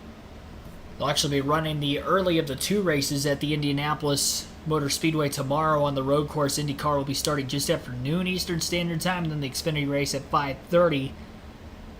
As they have done that now 3 years in a row, where the IndyCar and Xfinity Series have ran that doubleheader. And hopefully they continue to do that, even if NASCAR ends up running the oval at Indianapolis once again starting next year. That has been heavily rumored to be the case, and I personally hope so. Both for the nostalgia of it. I always didn't mind the Brickyard 400, to be completely honest. A lot of fans didn't like it because they thought the track was boring for NASCAR, which I could understand. It was like Pocono. It was like a strategy-based race, and I think you need some of those throughout the course of the schedule. And I didn't mind the variety of that, but ended up running the road course, and now we have more road courses on the schedule, so fans started to say, oh, you know what, Indianapolis on the oval wasn't that bad after all. And I didn't think it was a problem before. There were some other fans that didn't think it was a problem before. Needless to say, hopefully they do bring it back starting next year. We'll let you guys listen into some of the race broadcast here to the end of the second stage. He's running 24. She's the next one to go a lap down. The 41, Shane Van Gisbergen, he's running 22nd. Stephen Pierce, welcome to the stream also. And this is a 35 truck. We talked about his strong run early. Bad pit stop. Still struggling back in 16. That's got to be frustrating for the young racer. Yeah, without a doubt. Brandon Enfinger, though, has chased down the 11 and Corey Heim. One of those laps just a couple laps ago that Majeski wasn't the fastest truck. Jamie, you mentioned that the 23 of Enfinger was. That last lap, actually, William Sawalich. So it's fun watching the mix-up here as they battle. Working their way through traffic really changes things. You can see Grant Enfinger, I think right now is better than the 11 of Heim. Just trying to figure out a way around. Maybe he can use a pick here on 12, Spencer Boyd. Corey says, not so quick. I'll get on the outside right fast. Look at the pylon to the left of your screen. The drivers highlighted in gold, those are the playoff drivers. 10 playoff drivers, to be exact. And right now, Matt DiBenedetto has been struggling tonight, back in 15th. There's a dive. Strong move to the inside by Enfinger. Not quite able to do the slide job and clear Corey out. He just wanted to know he was there. That's like honking your horn. Yeah, get out of his mirror so he can't see you behind him anymore. Excuse me, I'm a little bit better than you right now. I'm going to make your life miserable. Grant Enfinger, a two-time winner this season already. Of course, won this race last year. We showed at the top of the show, you talked about it, Phil, and just what Grant Enfinger did. Kind of lackluster coming into this race and stole it, and it catapulted him into round 2 of the playoffs. And what guts it took for Jeff Hensley to bring him in as the leader when they were getting ready to restart with 2 laps to go. Just drove his way through on the outside, stole that win over Zane Smith. Something's wrong with Stuart Friesen. Yeah, I've looked at the scoring. He's 15 laps down now. He's just putting around on the bottom. Stuart Friesen, first driver just missing out on the playoffs. Last race at Richmond, it was Matt Craftsman who knocked him out. Friesen had a top 5 finish here last year in this race. But not to be tonight, unfortunately. These two wearing each other out for second spot. There's SVG still on the lead lap. Got to call that a bit of a success so far tonight, Phil, learning every lap. Absolutely. He's got about a 3-second cushion right now on Majeski. He's 21 seconds behind. Majeski's lapping around here in the mid-24s. Hold on for another 18 laps. Stay on this lead lap. That would be huge, I think. Yeah, and he's pacing to maybe be able to do that with all the traffic that Majeski's facing. You see he's inside of the 45 earlier today into the outside wall. Went Lawless Allen in that 45. Tyler Hill, the 56, also going a lap down, another lap down as the battle for second continues.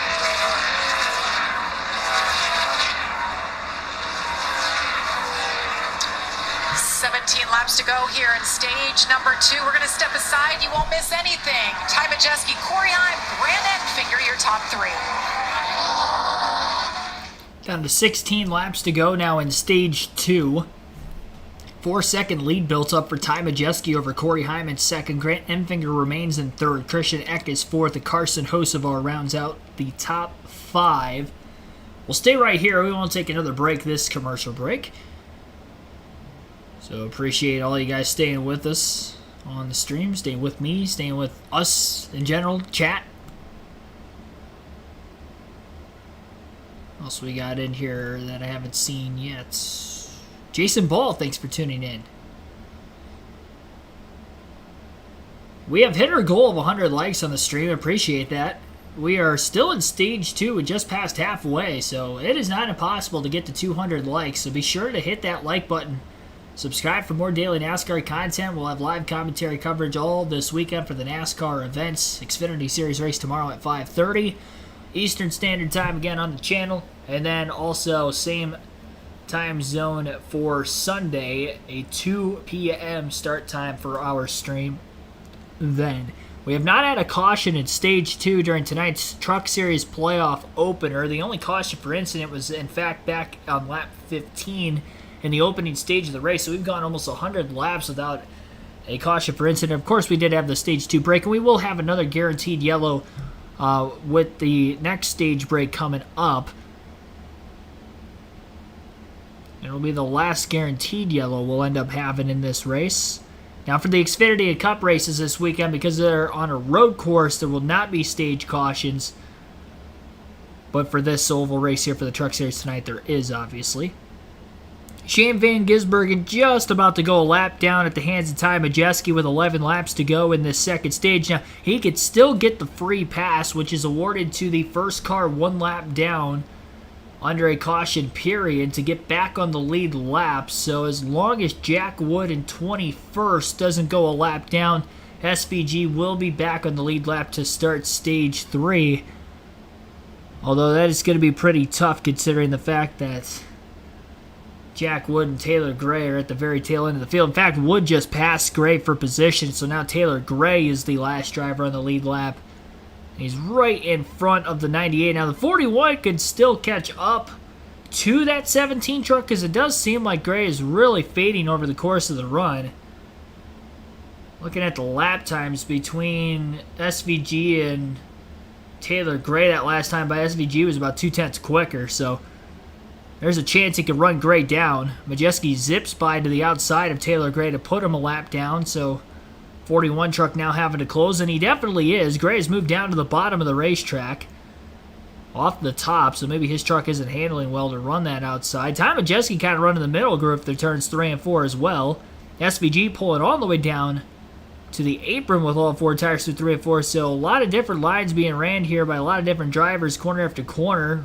Only makes it even more difficult to try to get into a rhythm, I'd have to imagine, not running the same groove all the way around this racetrack, especially with the shorter straightaways, with it being a short racetrack in general.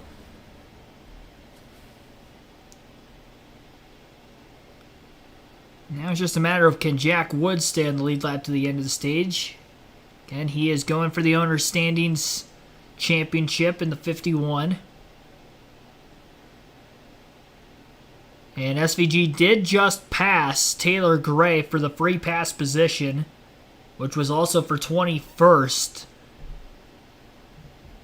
So again, Shane Van Gisbergen is the first truck, 1 lap down. 7 laps to go, make that now 6 laps to go in stage 2. Laps winding down quickly here, a few minutes away from the end of the stage, and we will see if Jack Wood could stay in the lead lap.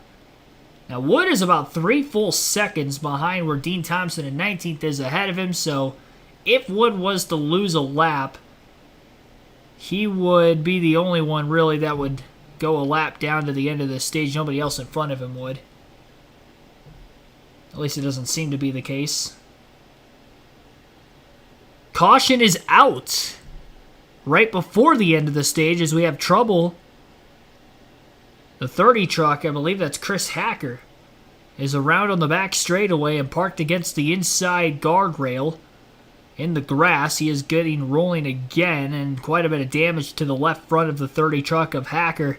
So that will actually get the free pass to SVG now with the caution coming out. And I don't think we're going to be able to get a restart in here for the end of the stage, so this might bleed to the end of stage 2. Consider we're on a short track, we only have 4 laps left in stage 2 right now, so I would not be shocked if this second stage ends under caution.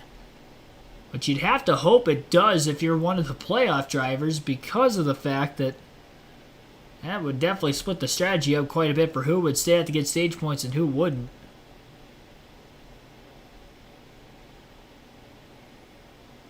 Delbert Wilson, thanks for tuning in. This is our 3rd caution of the race. Brad Pape, also welcome into the stream. Jason Johnson. Lava Fox Vlogs, welcome. Welcome, welcome, welcome. I don't know why I said it like that, but thanks for everybody tuning in. I just try to shout everybody out as much as I can when I see new viewers in the chat for the first time during the course of these streams. Gerard Crab, thanks for tuning in also. Again, our poll will close at the end of stage 2. So we're just a few laps away from that closing. We will see if they will get the 1 to go signal this time by. If they do not get the 1 to go signal, well, they have to open pit road still too. And I don't think they've done that yet. Yeah, this will be interesting. Yeah, they're just going to keep pit road closed, it looks like, and just run these final stage laps under caution. So we'll go through the stage 2 finishing results here. Again, the top 10 are awarded stage points. 10 points for first, 9 points for second. It's 1 point per position, all the way down to 10th gets 1 point. And of course, the playoff point goes to the stage winner, which will carry over through every round, as a driver would transfer round to round through the playoffs as well. So Ty Majeski will sweep the stages tonight at IRP, winning his 5th and 6th stages of the season. And that now gives him the most stage wins of any other driver this Truck Series season. But despite the most stage wins, he still has not won a race yet, although he currently leads now. Corey Heim will finish 2nd in stage 2. Grant Enfinger 3rd. Christian Eck is 4th. And Carson Hocevar 5th. William Sawalich ends up 6th as the highest running non-playoff driver. Zane Smith up to 7th after starting at the rear of the field. Might still have to look out for him today. Tanner Gray ends up at 8th. Lane Riggs 9th. And Nick Sanchez will round out the top 10.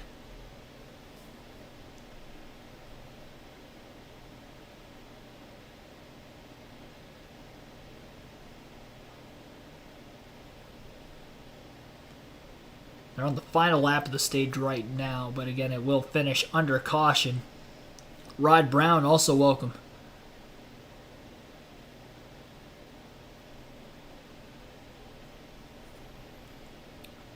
One more stage to go, the longest of them, 80 laps. First two stages were each 60, but again, they can make it up fuel, so they will not have to pit again after this next stop.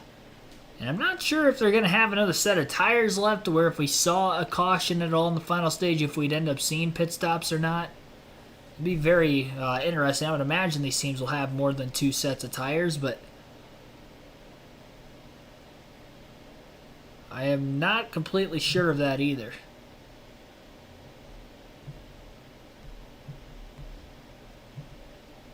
So quite a few cautions in the last stage of last year's race at IRP, so it'll be interesting to see if that'll be the case here for this race. Consider we have only had 2 cautions for incident all night through these first 120 laps. Quite considerably one of the cleaner truck races we've had this season, and given the fact that it's on a short track, it's pretty impressive. We were at North Wilkesboro on a very similar track to this. I believe we had the most cautions in that race than any other truck race this year, with about 12. That race is also a little bit longer. I believe that was 250 laps. This one 200. Yep, definitely hit that like button. We're up to 122 likes on the stream. And again, our goal was 100. But hey, let's try to grow that even more. Pit road is open this time by. And the leaders are in. They're open. They're coming your way. The 42 Carson Hocevar is headed to his box, Amanda. Jamie, he's been battling a loose truck all night. They're going to make some adjustments on the track bar and to the air pressure. He did request a water bottle as well, so that just shows you how hot it is still out here. And then as we move over to the 23, he's just trying to get back to the balance of what that truck was that he won with last year. He's going to make adjustments on the track bar, one up, as well as the same air pressure, Josh. Corey Heim in the 11 truck saying it's still just too tight. He needs enough of an adjustment to keep up with the changing track. They're going to make a bigger swing than they did last time. And your stage 1 and 2 winner, Ty Majeski, feeling good overall about that truck, just a tick tighter than it was during that first run. Ty Majeski wins the race off pit road once again. Corey Heim also ends up second again. Zane Smith up 3 positions. Great job by that Front Row Motorsports pit crew, getting him a few extra spots. Minus 2 positions for Christian Eckes. He's lost multiple positions on both of his pit stops. Lane Riggs lost another spot that time as well. It's pretty hard impact into the inside wall, it looked like, for Chris Hacker for that last caution. So we will see what is going to happen here in the Truck Series playoff opener. If you win a race in the playoffs, it guarantees you a spot in the next round, so you won't have to worry about the next 2 races. That's what all those drivers at the front of the field right now, that you see the P on in the parentheses next to their name on our leaderboard, that signifies that they are in the playoffs. The hashtags means that they're a rookie. And as you see for Nick Sanchez, he's the only rookie that also qualified for the playoffs.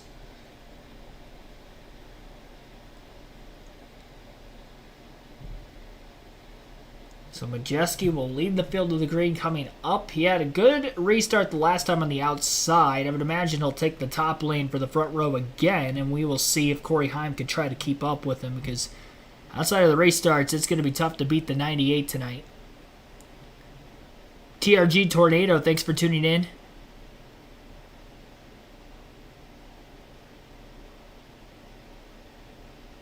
Did not know I was live for the truck race and is ongoing. Well, it is. Yep, truck race tonight. IRP. I put the community tab post up a couple hours before the start of the race. But if you didn't get the notification, obviously you wouldn't know. So you're here now. That's what matters.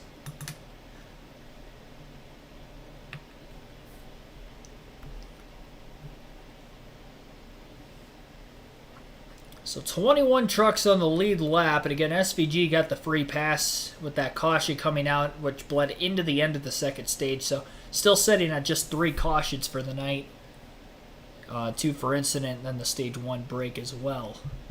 Only a few drivers ran their fastest laps of the race in stage 2. Those drivers would be the 5th place truck of William Sewelich, Jack Wood in 15th, Jake Drew in 17th, and Logan Bearden in 20th.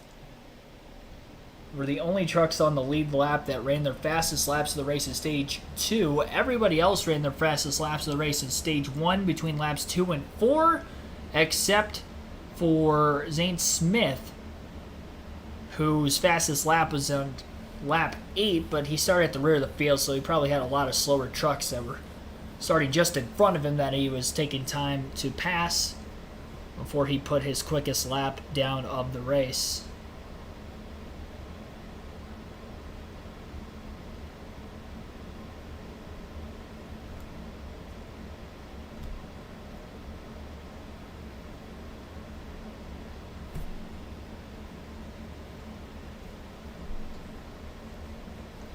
So one more stage to go.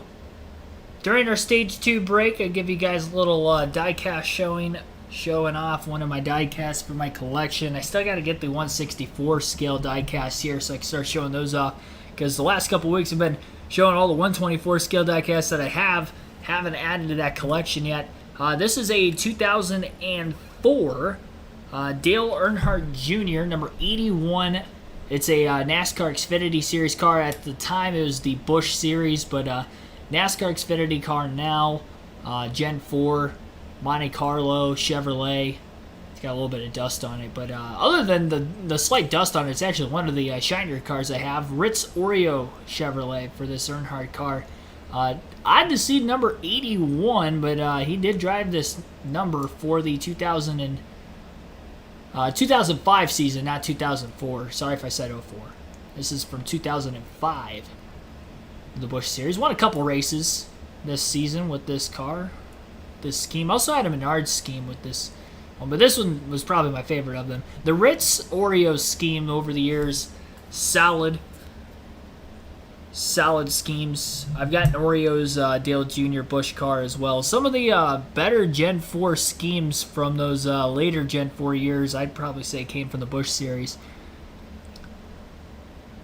So a safety violation penalty for Corey Heim on his pit stop, so he is going to have to go to the tail end of the field for the restart. Heim was second place at the end of the first two stages tonight, second off of pit road that last time, but again, unfortunately, a pit road violation.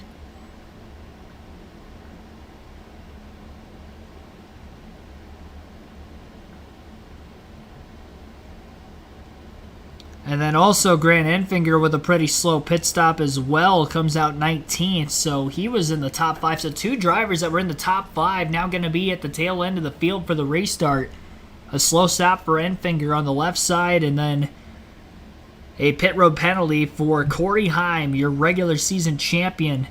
Who can put the fight to Ty Majeski? Zane Smith might have something for him as he restarts to the inside of row 1. Green flag back in the air to start stage 3 for tonight's truck race at IRP. Majeski easily going to be cleared off the exit of turn 2. A little contact, it looked like, between Hocevar and Craftsman as Hocevar went to pull even lower to the bottom off turn 2. Christian Atkins going to slide job his way up to second place, getting by the 38 truck of Zane Smith. Smith going to try the crossover on the front stretch. 3 wide behind them. Lane Riggs all the way to the apron trying to pass both Carson Hocevar and it looks like William Sawalich on the outside of the racetrack. Clears Hocevar. Hocevar boxed in behind the teenagers in front of him of Riggs and Sawalich. Lane Riggs making some headway on the bottom of the racetrack as he slides into 4th place clear off of turn 4. Hocevar's truck bottoming out on the front stretch with the lower air pressures following the pit stops, still trying to get some air built up in those race tires. And trying to get back to the outside of Lane Riggs, who continues to run the bottom. And it looked like there was a penalty for Tanner Gray on the restart for jumping out of line before getting to the start-finish line, so he will get the black flag and have to take a pass-through penalty, which will probably put him a lap down. He was running in 8th place at the time of the penalty. So again, he had jumped out of line prior to the start-finish line. A restart violation for Tanner Gray. As 3 drivers who were in the top 10 are no longer there. Caution is out for the 4th time, and that is huge for Tanner Gray because that is actually going to keep him on the lead lap. Heavy impact for the number 12 truck. I believe that is Spencer Boyd. And it looks like Dean Thompson also collected in the number 5. So 2-truck incident, quite a bit of damage to both race trucks, really. Damage to the rear of the 5 of Thompson, and then the right front heavily bashed in on the 12 of Spencer Boyd. That wreck took place, looked like just inside the top 20. Tanner Gray to the bottom. You can't pull out a line until you cross the start finish. Just mistimed it by a couple truck lengths, but that's all it took. So Tanner Gray had to bring it down pit road. This accident, though, was a break for Gray. That caution flag kept him on the lead lap. Heavy damage for Spencer Boyd. And AMR safety crew there tending to him. Dean Thompson on pit road. what do you think Daniel was? Think he was right in the action? Oh. Dean Thompson tried to clear himself to the outside. Oh. And then Spencer Boyd comes along late. Oh my goodness, what a hit. Wow.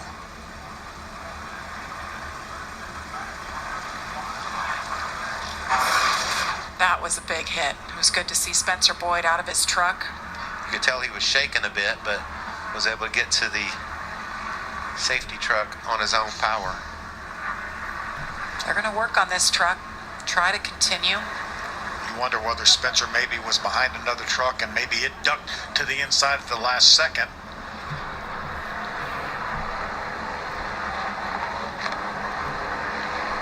Several trucks made it by after Dean Thompson was into the outside wall. Cleanup continues here as we're under caution for the fourth time. Plenty more action to come. 67 laps to go from IRP. So again, big caution for Tanner Gray. Right as he was entering pit road to serve that pass-through penalty, the yellow flag came out behind him. His brother, Taylor Gray, is going to be the beneficiary of this caution coming out as he will get the free pass and get back on the lead lap, it appears. Those two trucks that were involved in the incident of Spencer Boyd and Dean Thompson were both on the lead lap at the time. Boyd out of the race, and I would not be surprised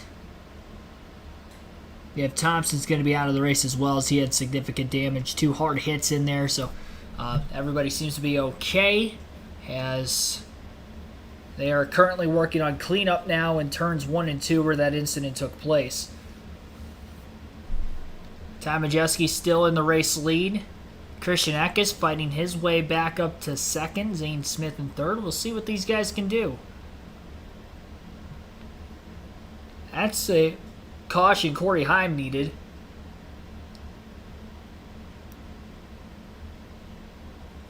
Considering the fact that Heim, of course, had that pit road penalty, which would have actually put him behind all the lap cars as well as the lead lap cars for that last restart. So now he jumps ahead of all the lap trucks that were in front of him, and it looked like he gained a couple positions as well, getting up to 17th. A couple of them crashing out, of course, so too, which helped him in the running order a bit. Esteban Tobar Sosa, thanks for tuning in. Welcome from Chile. And Brad Papp, I think I saw you in the chat earlier. Might not have shouted you out, though. Thanks for watching also.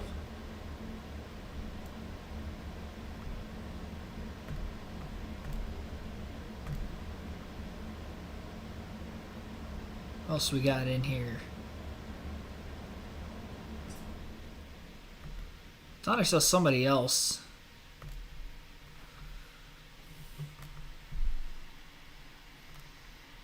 Aussie Steve, welcome to the stream. That was a new name I saw earlier as well.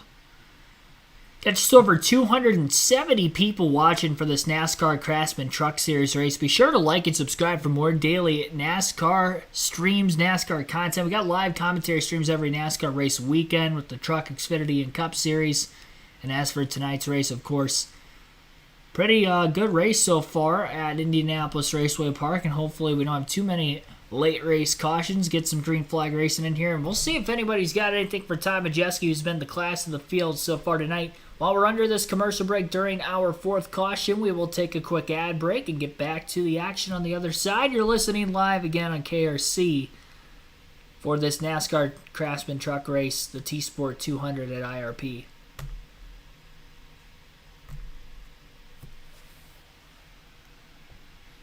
Next playoff race at Milwaukee, and then Kansas rounds out the round of 10 tracks. As I mentioned in the pre-race, Milwaukee Mile will be on August 27th. That is the same weekend that the Xfinity and Cup Series races will be at Daytona for the Cup Series regular season finale. But again, that'll be the second race of the truck playoffs at Milwaukee. The trucks will have off next weekend when the Xfinity and Cup Series go to Watkins Glen for another road course race. Back-to-back road courses on the schedule for the Cup Series. The only time that will be the case this year, and it'll be their final road course race of the regular season before, again, that regular season finale takes place at Daytona the following week.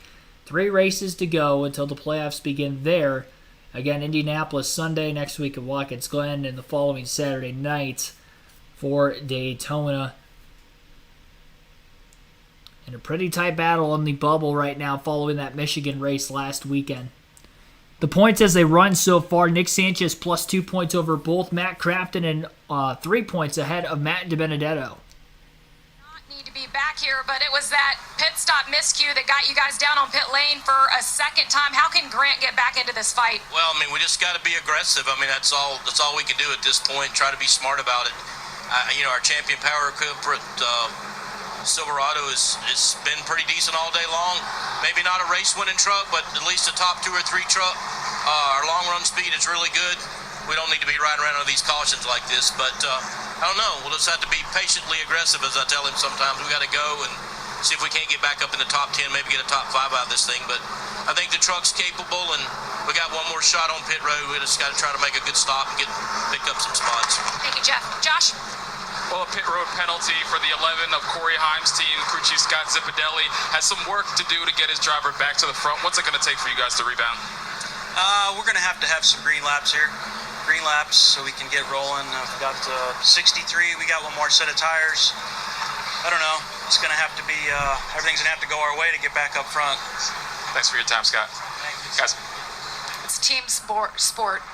I mean, you look at it and the drivers get all the glory, and they also take the big fall for things that go wrong, but it really is a team sport, and you saw it there. I mean, the team can rally around you, get you a great pit stop, get you great strategy so you get the win, but also mistakes can cost you. Yeah, and that mistake, didn't make the pit stop any faster. It didn't. But the rule is a rule, and you cannot have an extra man over pit wall. And when the fellow fell over pit wall, then that he counts as a man. And Grant Enfinger, we heard from Jeff Hensley, his crew chief. I believe it was a loose lug or lugs, so they had to come back down, tighten those up. Yeah, bite the bullet now, though. If you figure you have a mistake, you have some loose lug nuts, go ahead and get them tightened now.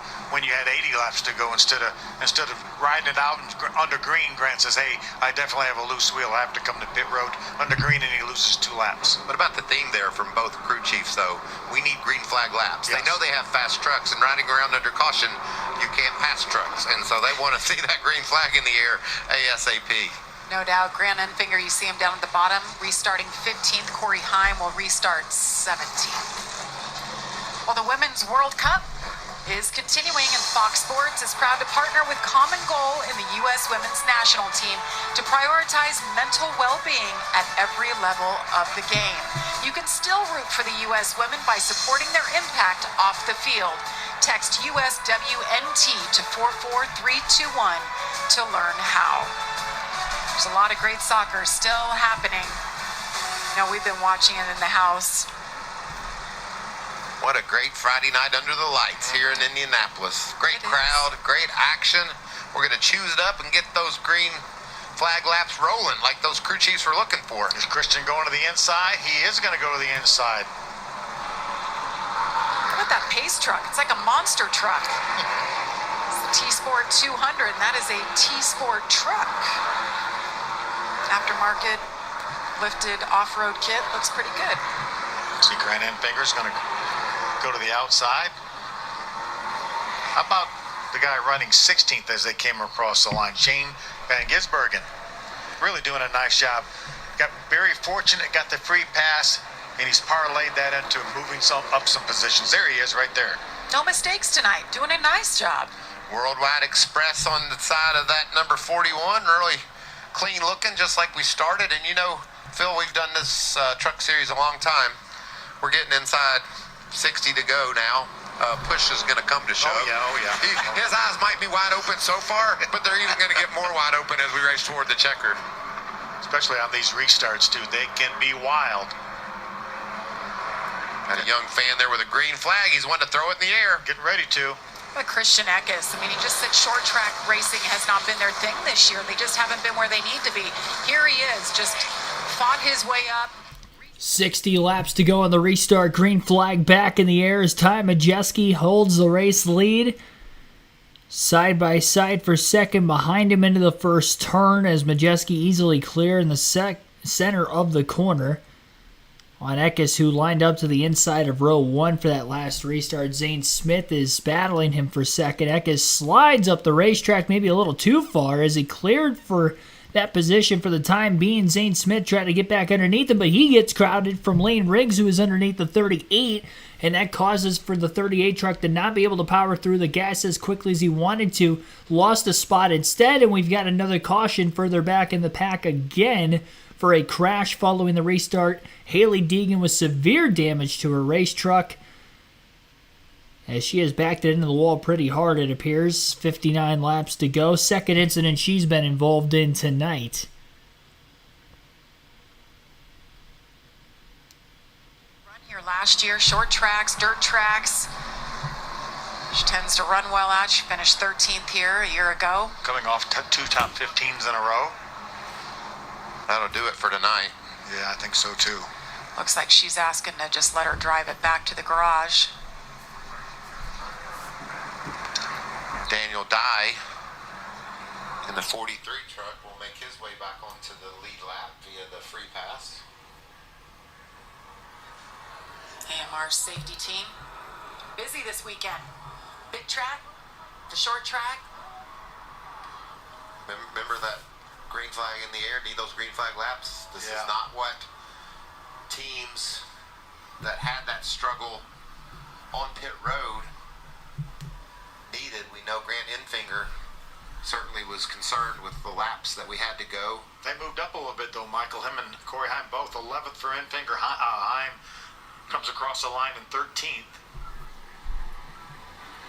Haley Deegan decided she would not drive the truck back. She'll take the ride to the infield care center or outside the racetrack to get evaluated. Let's see what happened here. Landon Lewis, the 04, was right behind Haley. Don't know, maybe there might have been, it almost had to look like there was some contact. And it kind of shot Haley into the corner.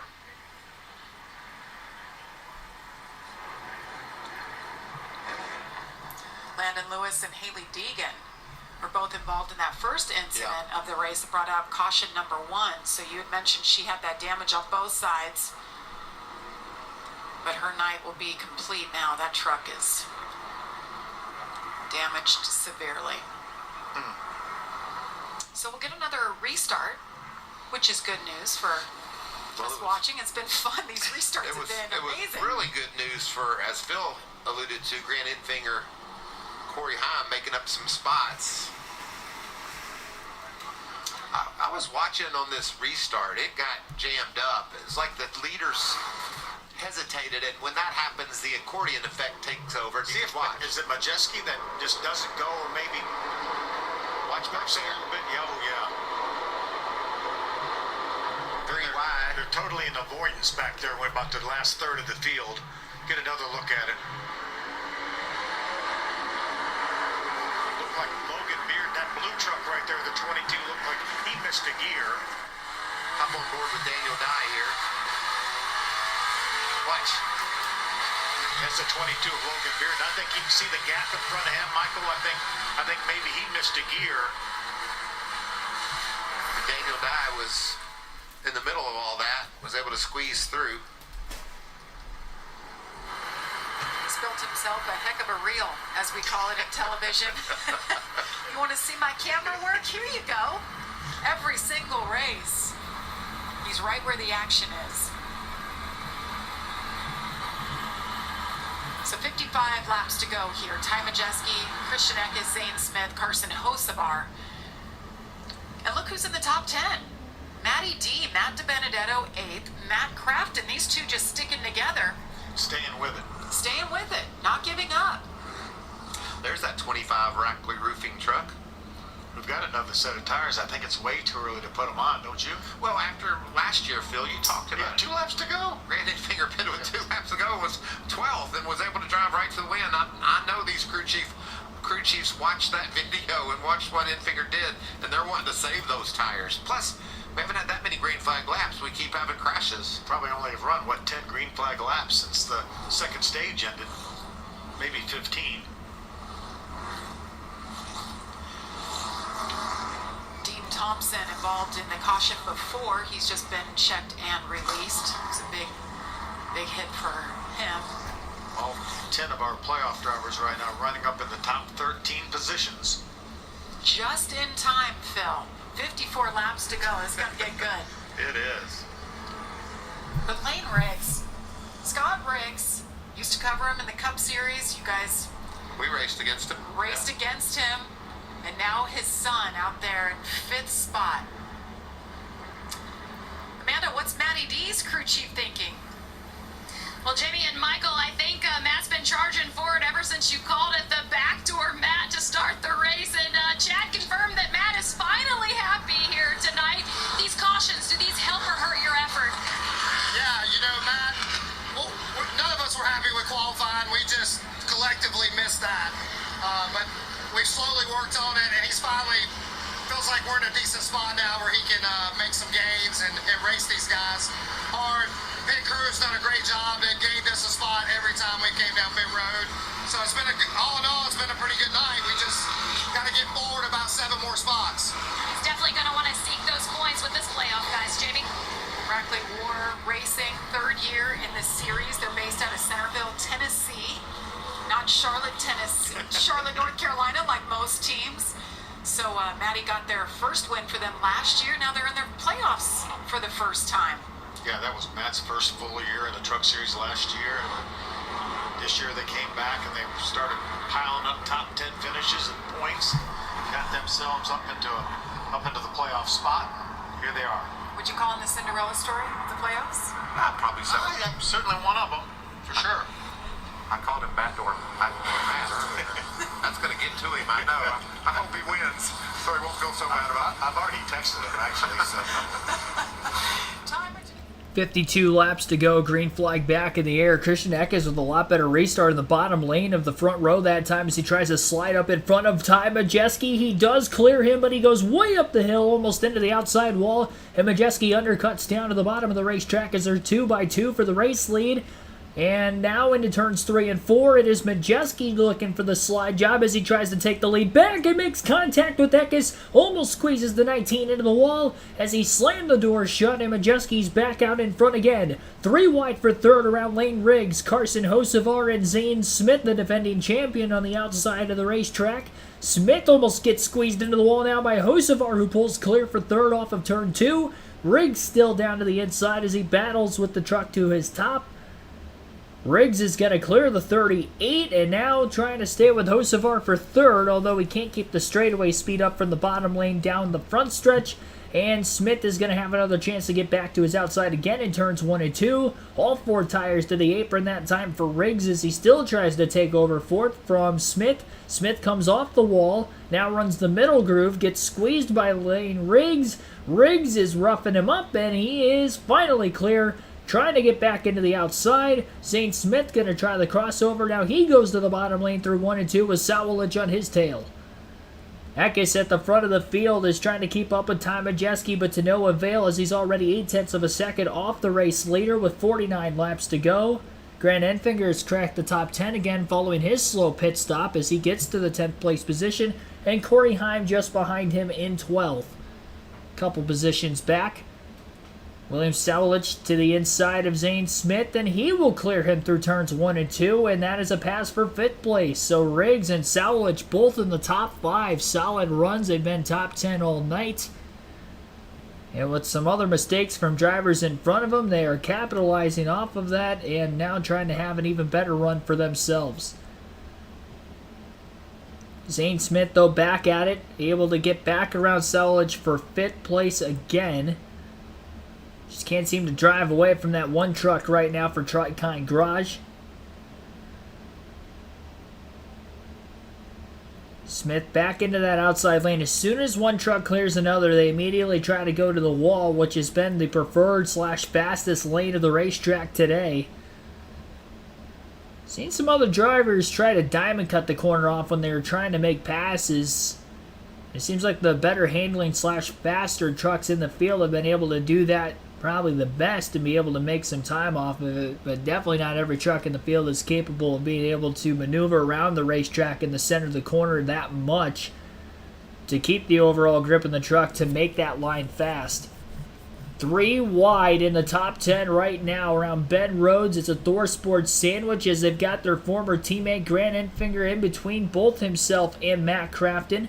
Corey Heim right behind both of it. Enfinger slides up the racetrack as he makes contact with Matt Crafton after overdriving turn 3. Rhodes clears them both. Corey Heim slides to the inside of the 88 now. Great job by Crafton keeping it off the wall. Same goes for Grant Enfinger, as that nearly could have been an incident.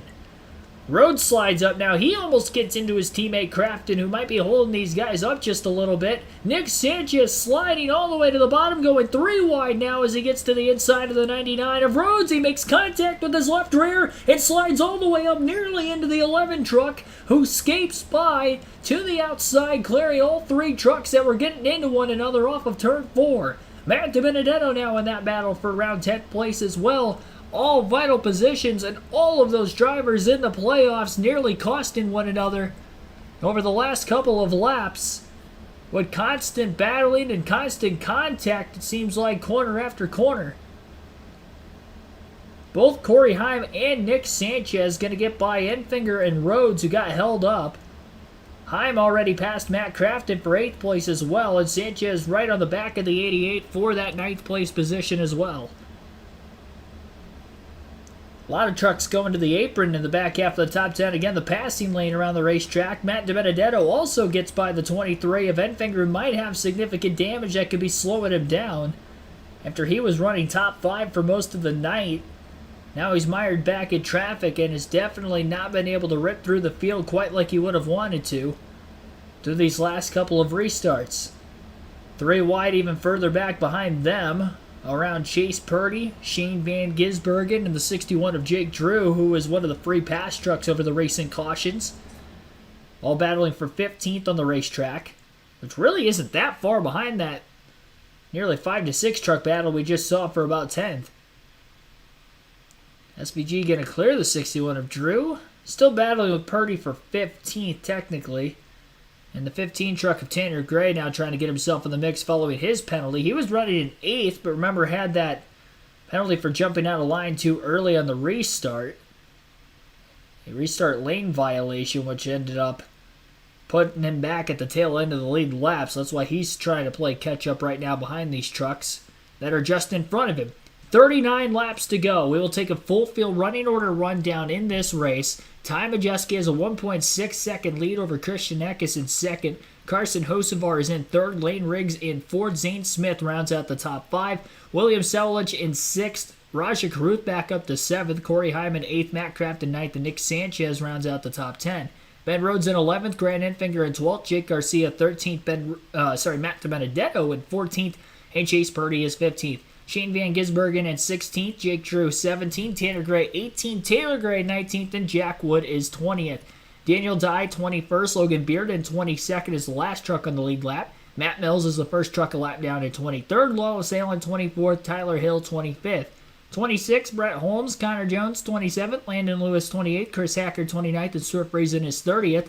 Haley Deegan out of the race 31st, Dean Thompson also out of the race 32nd, Spencer Boyd will finish 33rd. 34th for Tyler Ankrum, 35th Colby Howard, and Greg Van Alst rounds out our 36 truck field tonight for this TSport 200 at the Indianapolis Raceway Park. We are down to just 36 laps to go in the playoff truck series opener. And it is getting dicey out there, battling especially in the back half of the top 10 with a lot of playoff eligible race trucks.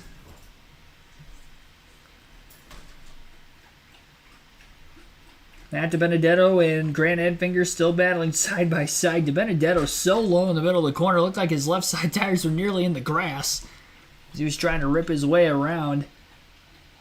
Enfinger, who's also getting held up by, it looks like, Rhodes and Jake Garcia, who are still side by side in front of the two trucks, the 25 and the 23, who are also side by side for position. 11th through 14th on the screen right there, and the more they battle, I'm sure Drew and SVG might close in on them, although they're about 3 to 4 seconds behind them, so that might not be the case.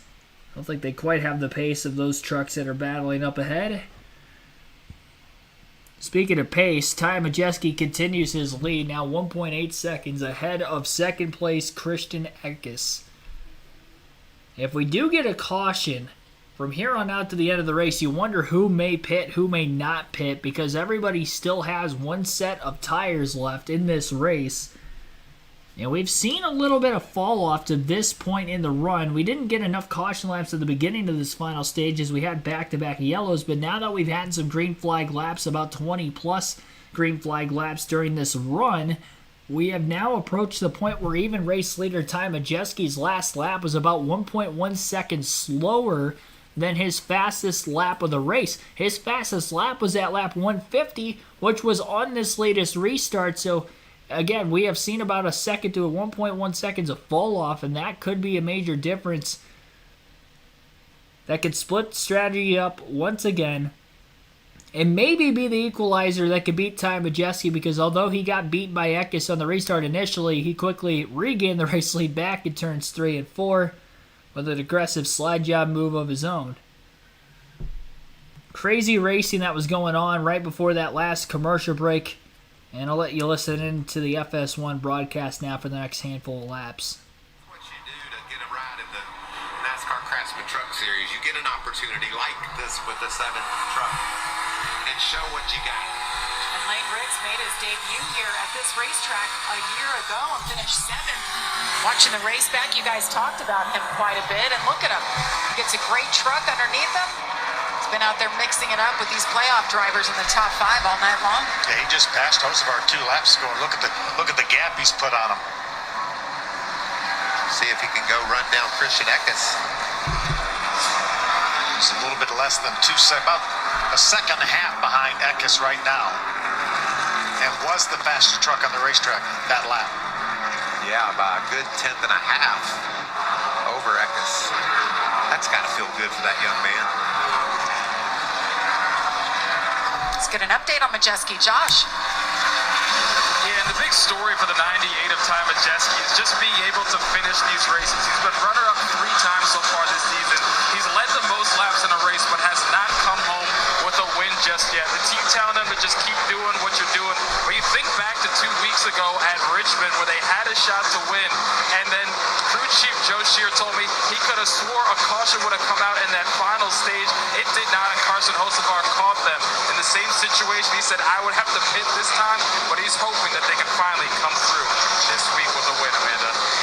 One of the things that we talked about at the top of the show is racing smart for Carson Hocevar. Well, the other thing that he's been focused on this year is being a better teammate. Said that he has become a company man, going to the office each and every day. Well, one of the tasks that he had this season was doing the sim for SVG, Shane Van Gisbergen for Chicago. And even before the race, Carson said, this thing is going to win it. Something just flew off of his truck right there. Man, do you watch it bounce around, Phil? I don't know what kind of shock package they have on number 42, but when he comes down that front straightaway, that truck is duping, as Harry Gant would say. Amanda mentioned that he did the simulation for Trackhouse for SVG for Chicago. And he told us this week he's now doing the simulation for Hendrick Motorsports. Yes, see it here. Something did fly off right underneath there. There was something that was stuck to the mud flap. I don't know if it was some sort of a debris, and then it just flew off there. We saw the same thing. Wonder what it might have been, but I think it was just debris that was caught on the mud flap. But it It's interesting that, to entrust a driver in the truck series, so young like him at 20 years old, to go in and do the simulation for Hendrick Motorsports. He said it's new, he's just only been doing it a couple of weeks, but what he gets to learn there, what he gets to see. So he's got a day job, he's got a weekend job, he's doing it all. We did another two tall guys special. It was pretty good. You love it, Michael. He's got a great spirit, and he's doing a great job behind the wheel. 3-time winner this season already. They're the only driver in the series to win more than twice. We had a log jam at 2 wins by a bunch of people, but he broke that log jam in Richmond. And we had a few that made the playoffs that didn't get a win, and one of them is Ty Majeski. You see the way he's running tonight, you're shaking your head like, what in the world? How? This truck is so good, and they have been good all year, especially when it comes to short tracks. But one thing or another has kept them from getting that win. As they cross the start-finish line, it's the Craftsman, 20 to go. And I think Tom Majeski, after last Richmond's troubles, just says, let's just run these 20 out under green. We don't need any caution flags, do we? I don't need any fresh tires. And the competition's thinking, let's have one more shot at him. That's what makes racing so fun. Differing agendas, guys that really, really want that one more bite at the apple. So those two drivers that had issues when they pitted at the end of stage 2, Corey Heim, he's rallied back. He's in 8th now. Grant Enfinger as well. He made it back to 13th, but he had that incident with Ben Rhodes. Sent him back a little bit. Watching the last 10 laps, and Matt DiBenedetto has been in the top 5 on lap times about every lap, and he's gotten up to the 11th spot. 3rd fastest last time by, so nice finish here to this race for DiBenedetto and that team. Yeah, he's a couple seconds behind Crafton, who's running 10th right now, so might be hard to catch Crafton without the aid of a caution flag, and then all bets are off then, because everyone, or most of them will come to pit road, some of them will stay out, and it'll be wild. Raja Karuth, it's been one of those years for him, a learning year. It's been up and down for him, Amanda, coming into the truck series. He's had a couple standout moments, but certainly tonight so far it's been one of those standouts. Yeah, and you just gotta love the way that he applies himself each and every race, the discipline that this kid has. I've seen him had multiple conversations with veterans throughout the pits all day long. He's talking to Grant Enfinger, his teammate, during qualifying. He just makes his way around the pits, and I know you guys have seen it as well. He takes a notepad everywhere he goes. But yeah, hats off to Raja. I'm sure he would have wanted an opportunity to make a play in this playoff, but just wasn't his season, but has kept his head up today. And his best career finish is 6th, so and the close to that. Truck just ahead of him there, the 1 of William Swalwich. He's also having a career 9th. Best finishes 9th and marching along just outside the top 5 and 6. But he's getting ready to have company from Raja. It looks like he's fast right now. He is coming. Raja is definitely coming. Just 15 laps to go. We mentioned Swalwich, just his 4th career start in the truck series, driving like a veteran tonight, just clean, doing a nice job. 2 of those 3 starts, top 10. Here he is running top 10, top 5 a lot of the night. And remember, double duty for Swalwich. Yeah. That's almost 400 laps here at IRP. That's a lot of racing here. Josh, what are they saying on the 38? Well, remember at the start of the race, Zane Smith had a drop to the rear for unapproved adjustments. He's battled his way all the way back into the top 5, but he came over the radio a little while ago and said, I can't believe the way that the 98 is able to grip these corners. I wish I had the grip the 98 does. And another interesting thing about the team, crew chief Chris Lawson down here, not on the pit box. He's just been pacing back and forth throughout the infield and up and down pit road. Have you guys ever had a crew chief that paced that much during a race? I've drove several crew chiefs to pacing and more. And I've got some news you can report back to Zane there, Josh. There's 35 other trucks that would like to have the grip that Ty Majeski has as well. I think everybody over at the Brickyard would like to have the grip that Ty Majeski has right now. Everybody in the state of Indiana would like to have as much grip as that 98 that Majeski has. Ty Majeski, his crew chief, Joe Shear Jr., on another planet. They came focused, I mentioned it already, but every time our camera was on Ty Majeski today, he had that same look, just focus. And that killer look in his eyes. And he is getting it done. We mentioned the next race, Milwaukee. That is his home track. He lives in Milwaukee still, or in Wisconsin, just outside. More than likely has the most experience at that racetrack than anybody in our field. Look at those laps led. Most ever in a race for Majeski. But how cool to win this race and be able to go on to your home track, knowing you're already locked into the next round. You just get to go up there and put on a show. Just have some fun. That's right.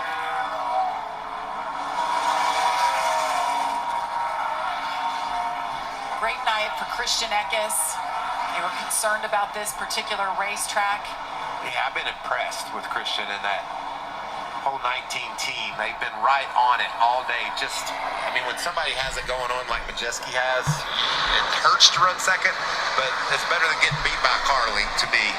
You really know that they put on a show and you were just one notch off of it. And Jamie, you mentioned it earlier Tuesday. He was really concerned about this race because he felt like this was probably his worst race last year. And felt really good about the rest of the races in the playoffs, but wasn't sure about this one. Well, he's certainly overachieved here. Yeah, he has. And he also wasn't sure about that playoff mustache he had grown.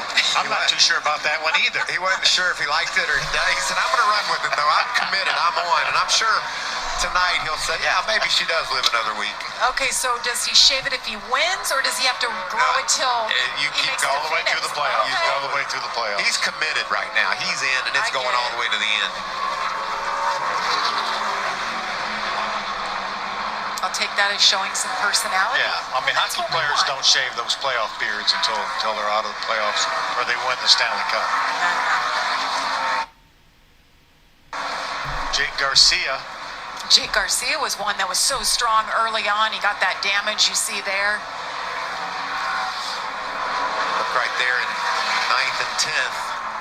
Our two Matts battled all night long, steady, strong.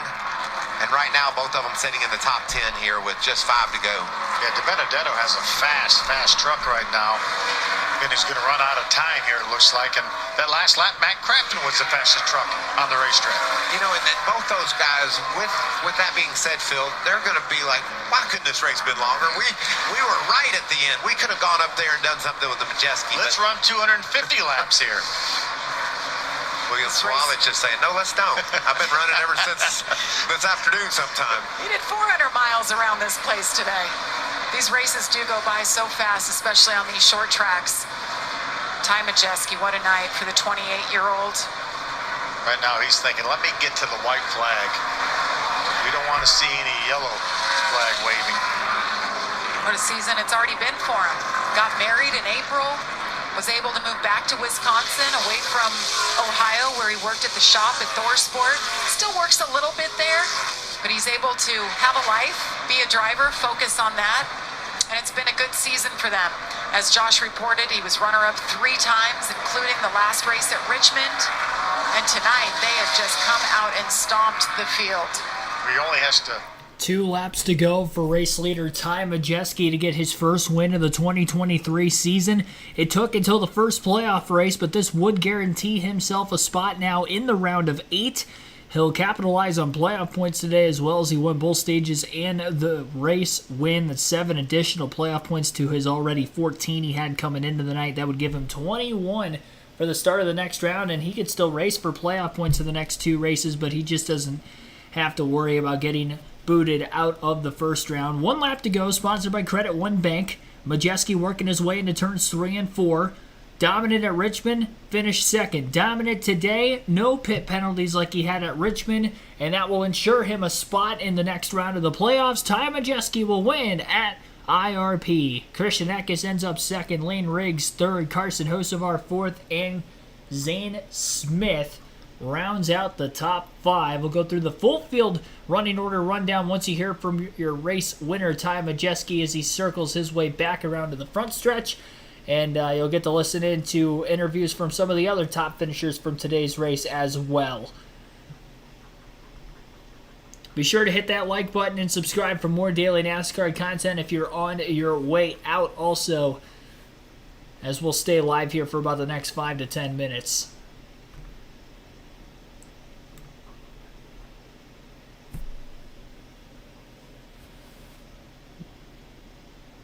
So Ty Majeski gets the win, a quick truck race tonight. Just 5 cautions, 4 for incident. Majeski leads 179 of the 200 laps today, obliterating the field as he takes his Polish victory lap all the way around the racetrack. 1 hour, 49 minutes, 39 seconds. Total time on tonight's race. Average race speed of 74.53 miles per hour. The only other drivers to lead, Corey Heim led 18 laps, and pole sitter Christian Eckes led 3 laps today. Again, 179 laps led for Majeski, who not only led that many laps, he also won the first 2 stages and gets the race win and max points day for Majeski. Perfect way to start the playoffs, 6 races away from a potential championship, and he is one of 8 drivers who will be locked in to the next round of the playoffs. Still 7 spots available through the next 2 races at Milwaukee and Kansas over the next few weeks. Looks like he's taking a second Polish victory lap. He did 1, now he's doing another with the checkered flag.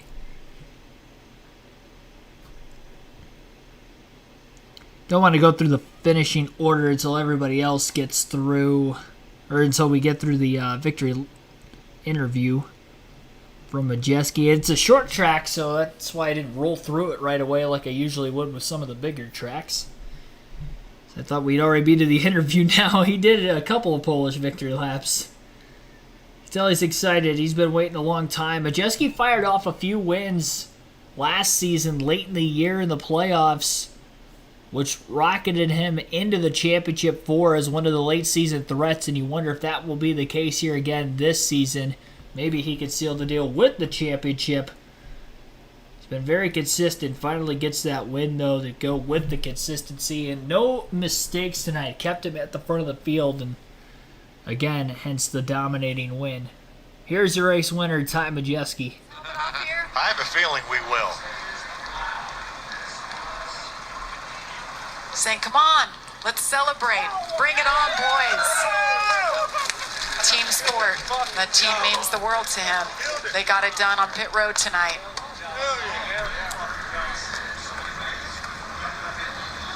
Josh Sims, he's celebrating before he gets his helmet off. But it's off now, Josh. He's all yours. Oh, man. A career high for laps led for Ty Majeski and a dominant victory here at IRP in the opening round of the playoffs. What can you say about this performance, especially after you've been so close so many times this season? Man, that was awesome. How about that, Indy? Yeah! Oh, man, so cool.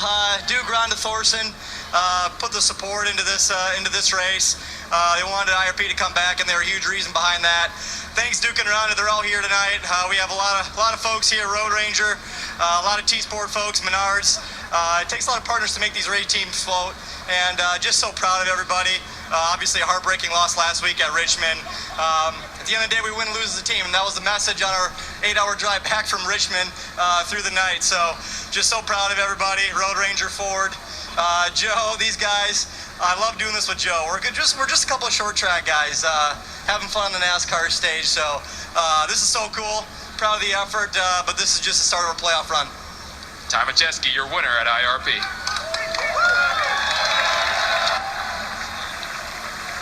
Shane Van Gisbergen told us that he was here to learn and he was here to have fun. Where do you rate this one on the fun meter?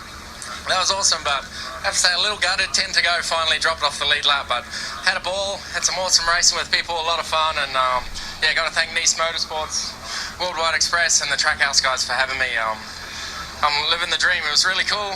Everyone was respectful. It was awesome. And your first time on an oval, what grade do you give yourself? I don't know. I don't do that, but I got a lot to learn.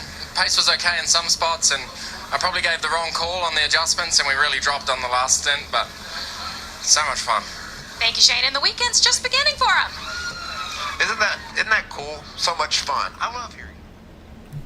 We'll get to go through the full field finishing order then right now. Your margin of victory, 3.4 seconds for Majeski over Christian Eckes, who ends up finishing in second. Lane Riggs ends up with a third-place run tonight. Carson Hocevar fourth, and Zane Smith rounds out the top five. William Sawalich finishes in sixth with a career-best run for him as well. Raja Karuth with a solid top 10 in seventh. Corey Heim came back to finish in eighth. Matt Kraft in ninth, and Matt DiBenedetto rounds out the top 10. Nick Sanchez finishes 11th. Grant Enfinger fell back to 12th there in that final stage. Jake Garcia finishes 13th. Chase Purdy 14th, and Tanner Gray 15th. Ben Rhodes 16th. Jake Drew 17th. Jack Wood in 18th was the last truck on the lead lap. Shane Van Gisbergen in 19th place was the first truck one lap down. Taylor Gray ends up 20th. Logan Bearden 21st. Daniel Dye 22nd. Matt Mills 23rd. 24th, Wallace Allen. Brett Holmes 25th. Tyler Hill 26th. Connor Jones 27th. Landon Lewis 28th. 29th, Chris Hacker. And Stuart Friesen 17 laps down off the pace, and 30th had a mechanical issue early. Stayed in the race. Everybody from 31st on back DNF tonight. Haley Deegan will finish 31st. Dean Thompson 32nd. Spencer Boyd 33rd. Tyler Ankrum 34th. Colby Howard 35th. And Greg Van Olst will finish 36th. And again, just the 5 cautions in tonight's race. That is going to wrap up the running of the TSport 200 at the Indianapolis Raceway Park in the first NASCAR Craftsman Truck Series playoff race of 2023. 6 races to go. Ty Majeski again is locked into the next round on this win tonight. So he will not have to worry about the next 2 races for the Truck Series at Milwaukee or Kansas, but he can go for more playoff points if he gets any stage wins or race wins in those next couple of races. Again, our live commentary coverage will continue all the way throughout the course of the weekend, so be sure to hit the like button for tonight's stream before you leave, and also subscribe for more daily NASCAR content. I was looking back in the final stage of this race when I was letting you guys listen to the commentary. This is the most like NASCAR Craftsman Truck Series live commentary stream on the channel. Daytona, we had 138 likes for that stream. 152 as of right now, as we are just about to get to the end, so we did break that record today. Not quite the most viewed stream, just over 4,000 views. I think we were about 4,000 behind that. Daytona is going to be tough to beat for viewership-wise, but appreciate you guys for making this the most liked stream of the Truck Series season, and hopefully we can top that for the Xfinity and the Cup Series the next couple days as well. Our Xfinity Series coverage tomorrow, once again, will begin at 5:30 p.m. Eastern Standard Time, and our Cup Series live commentary stream will go live early at 2 p.m. Eastern Standard Time on Sunday to get through some pre-race predictions prior to the drop of the green flag for that one. Thank you, everybody, for watching here tonight. Have a good rest of your Friday evening. Maybe Saturday morning, depending on what part of the world you are living in, and what part of the earth, I guess, you're living in, not the world. We're all here. We're all on the same planet, but different time zones, to say the least. That's enough rambling. I'm getting out of here for the night. I'm going to bed, and I will see you guys tomorrow evening.